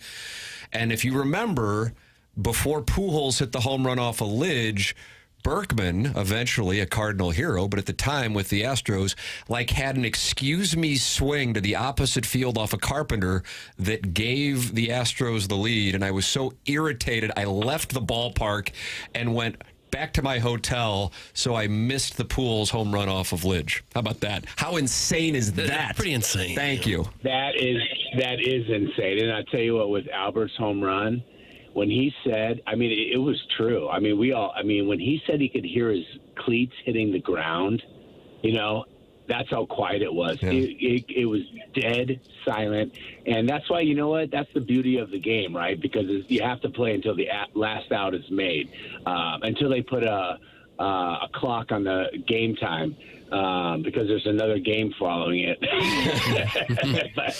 But and that's another aspect of the field, people used to take balls off of the Green Monster all the time to see how it caromed, and you had a ladder, in there, which was a weird thing, so the ball could kick. But on the scoreboard in Houston, the ball could hit any of those little nooks and crannies, and it could go another way, right? I mean, so it's a tough left left field for outfielders for sure. Doug, Jeff Suppan made it 3 days in a row. I've got a homework assignment for the weekend to watch the film Without Limits. Yeah, I haven't seen it either. And We Were Soldiers. And We Were Soldiers. That one I've seen. We Were Soldiers. Yeah. I have seen it as well. Yeah. We're enjoying it. We're just going to book you for 10 o'clock every day, and if you don't show up, it's fine. But it's a pleasant treat every day. Did you get sideways with the lady in the drop-off line today? No, everything went. I didn't get in trouble with the principal yet, but I did reach out to her and say, "Listen, this is what happened," And then I did check with a veteran parent, and I said, "Hey, let me ask you a question. Are there 2 lanes coming into St. Mel's?" And he said, "Oh, 100%." I go, "Exactly." No. And it was a young rookie parent, and I didn't get mad. I was just like, "Hey, there's 2 lanes," And it's all good, and that's how you learn sometimes, Doug, you got to learn. Learn how to park. Yeah, at least drop off. Soup, this has been such a treat. I said it was 50-50 you'd be calling in today, and you came through 3 straight days from Jeff Suppan, Doug. What a treat. Days, yeah. Have a wonderful weekend, sir. We'll look forward to our call on Monday. You too. All right, sounds great. I'll see you. All right, we'll see There you. it is. That's Jeff Suppan, Doug. 3 straight days of calling in at 10 o'clock. Sometimes you retire from the game, you got nothing to do. Yeah, we got to get this guy a hobby. I think it's wonderful. Let me tell you something. If I was sitting on $60 million, and I'm not saying that I'm not, I did take a little beating this past weekend when Cam Young couldn't make putts. I think I'd spend my time driving around Southern California calling into programs as well. You would? Yeah, just talking about whatever, too. Yeah. Doesn't matter. They made a film recommendation for me. Yeah, it's nice. Wow. I like the Can't Buy Me Love, like kind of a sneaker play right there. Yeah, probably not as thought of the 80s kind of rom-com, but a very good one. Patrick Dempsey, Doug. Patrick Dempsey. Okay. He became McDreamy, right, on Grey's Anatomy. I don't know who he became. Jeff Suppan with us on the program. You can always go back and podcast like the Dickens on this program. You can watch it on YouTube. Doug's trying to get to 6,800 subscribers because he's going to get gold bullion. Please. That's a contract bonus that he structured. And he gets gold bullion when we get to 6,800 subscribers. So subscribe to the TMA STL YouTube channel. The program's called TMA 101 ESPN.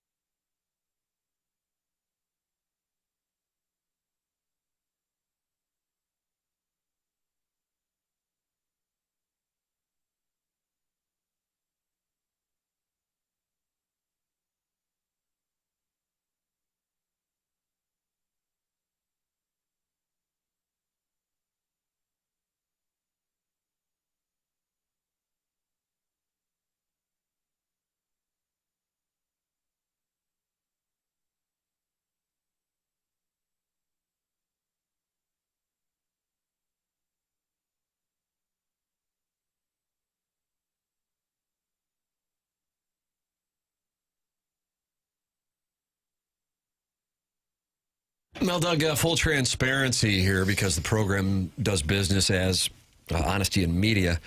We're up against it on the clock. Jeff Suppan's, I don't even call it a surprise call anymore. It's becoming a tradition. Has us up against it. So there's some transparency here on the program. So it's going to be a short segment. I'm not going to lie to you. Poor film student, did he go into the appliance discounters suspension logule, or did you take mercy on his soul? I did because he's come in, so I gave him some runway. Yeah. And you're going to give him 4 years. Suspended. 4 years of runway. Yeah. Hey, they got a sales tax holiday beginning April 19th at Appliance Discounters. What a time to buy an Energy Star appliance. You'll pay no sales tax on Energy Star rated appliances. That's washers, refrigerators, dishwashers, among other items.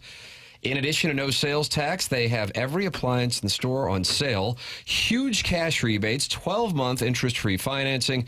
What a great time to buy your next appliance. And remember, visit their outlet store if you don't mind a slight blemish or ding on brand new appliances located at 9425 Gravois in Afton. Appliance Discounters, 5 beautiful showrooms, or shop online at theappliancediscounters.com. Appliance Discounters is online at theappliancediscounters.com. Our savings are your savings. We'll take a break, come back with more TMA 101 ESPN.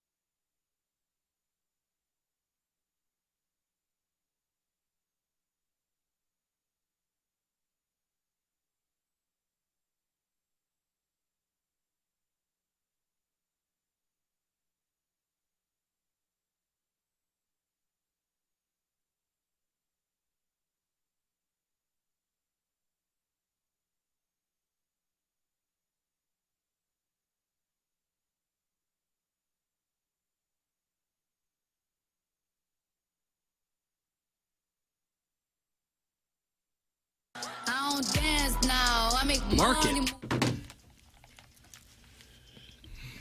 Market. Market. Market.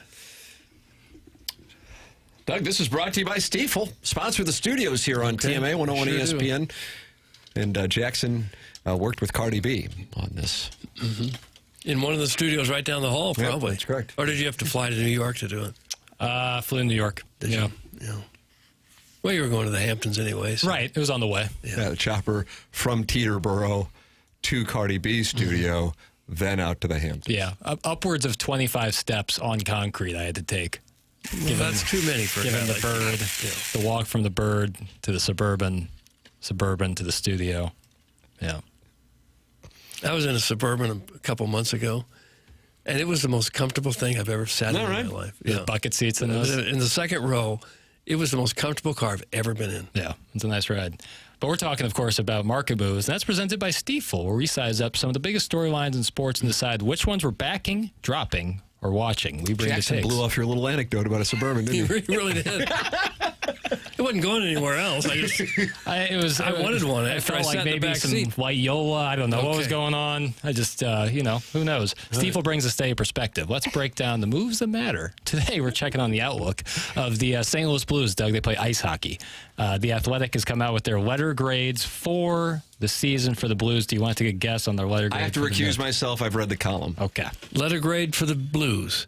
I would say it would be a between a C minus and a D plus. I'll say a C minus.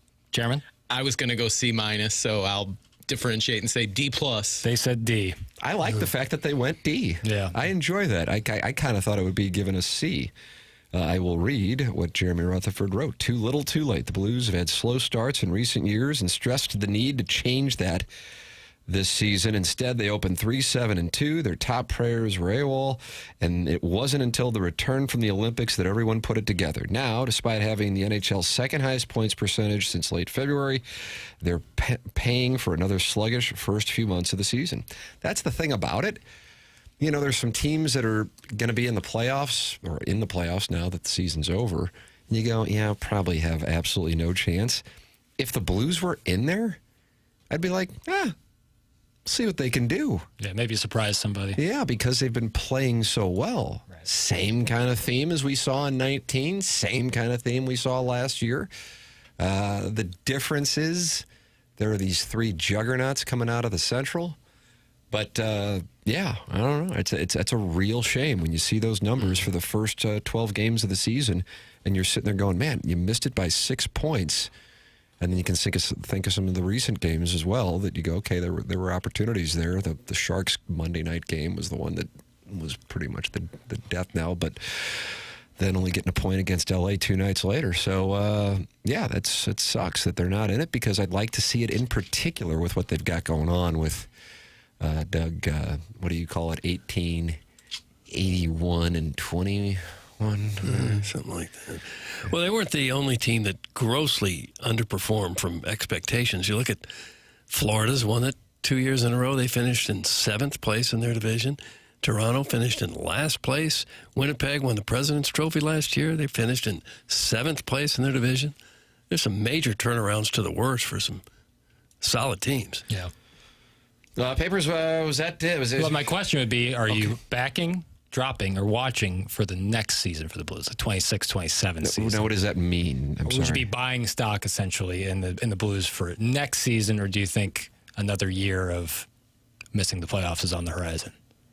Okay, I like the question. I am operating on the premise that this is going to be a significant offseason.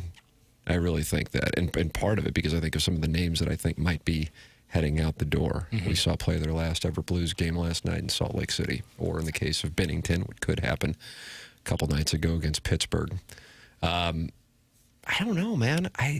Here's the thing, though. I was really high on him going into this year. Right. So, as were a lot of probably most. Yeah, sure. Locally they were, but Jim Montgomery pointed it out before the season. It's a lot of local expectation in North America, though. That wasn't the way that it was. Yeah. Doug? I think there is a chance that some of their veterans get moved so that they're not quite as good next year as we would hope. They're going to go even younger. So I'll say they'll be about the middle of the pack team again next year. So you would be in the watching category on that one. Okay. Yeah, that's fair. I think that's where probably most fans would be at. Is you kind of need to see what happens this offseason first. I am anxious for this offseason. I think it's going to be some fireworks. Plus, you're going to get a feel for the Steen era. So there it is, Stifel with the market moves. It is 10:47 in St. Louis. Tim McKernan, Doug Vaughn, Chairman Kurt filling in for Martin Kilcoyne, who's dealing with this onboarding situation. Jackson Burkett with you. The program's called TMA. It's presented to you by Brown and Crouppen on 101 ESPN.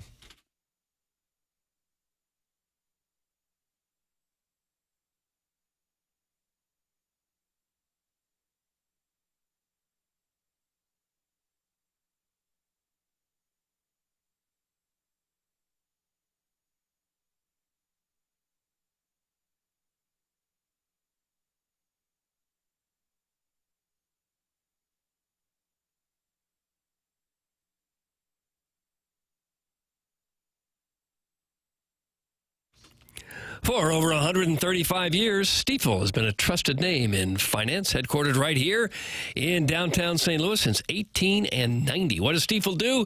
Pretty much everything money-related, wealth management, check, banking through Stifel Bank. Yep, own a business. They've got a full-service investment bank for that, too. Basically, if it involves finance, Stifel has a solution for you. With 12 offices across the St. Louis region, more than 400 nationwide, Stifel combines local experience with national reach. Unlike many firms, Stifel isn't bank-owned. They own their own bank, and that independence allows them to focus on one thing, doing what's best for their clients. It's a philosophy that has made Stifel one of the fastest-growing wealth management firms in the world. Their tagline says it all, where success meets success. Stifel and TMA, where success meets success. Stifel Nicholas and Company Incorporated, member SIPC and NYSE.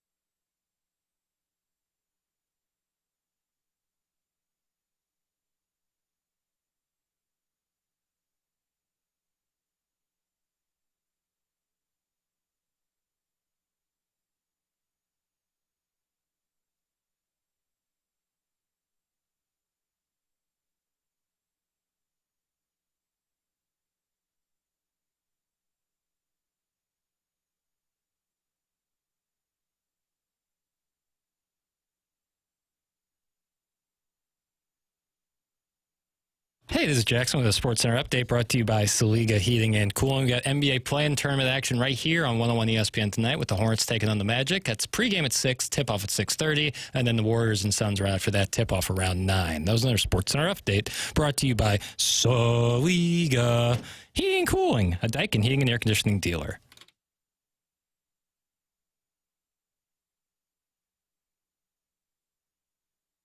Doug, we got the winner of the Design Air Heating and Cooling email of the day. Here, Jackson Burkett has it, and I'll be intrigued to see who's got the win.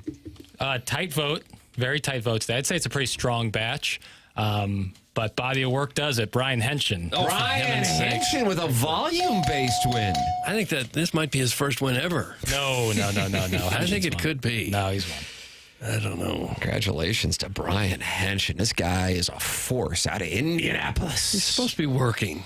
Brian Henshin with the win on the Design Air Heating and Cooling email of the day. You have the win if you call James Carlton today, 314-961-4800, or go online at carltoninsurance.net. That's James Carlton of the Carlton State Farm Insurance Agency. He's my insurance agent and has been since 2019. What they specialize on at James Carlton is saving you money and proactive customer service. I want to emphasize that. Proactive customer service. That is the thing that stands out to me.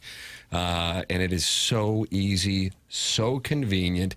I am so glad I am a James Carlton client. 314-961-4800, or you can go online at carltoninsurance.net. That's James Carlton, a longtime TMA and Tim McKernan Show podcast sponsor, and I am a very happy client. James Carlton of the Carlton State Farm Insurance Agency. 314-961-4800. Sign up for the Dotem.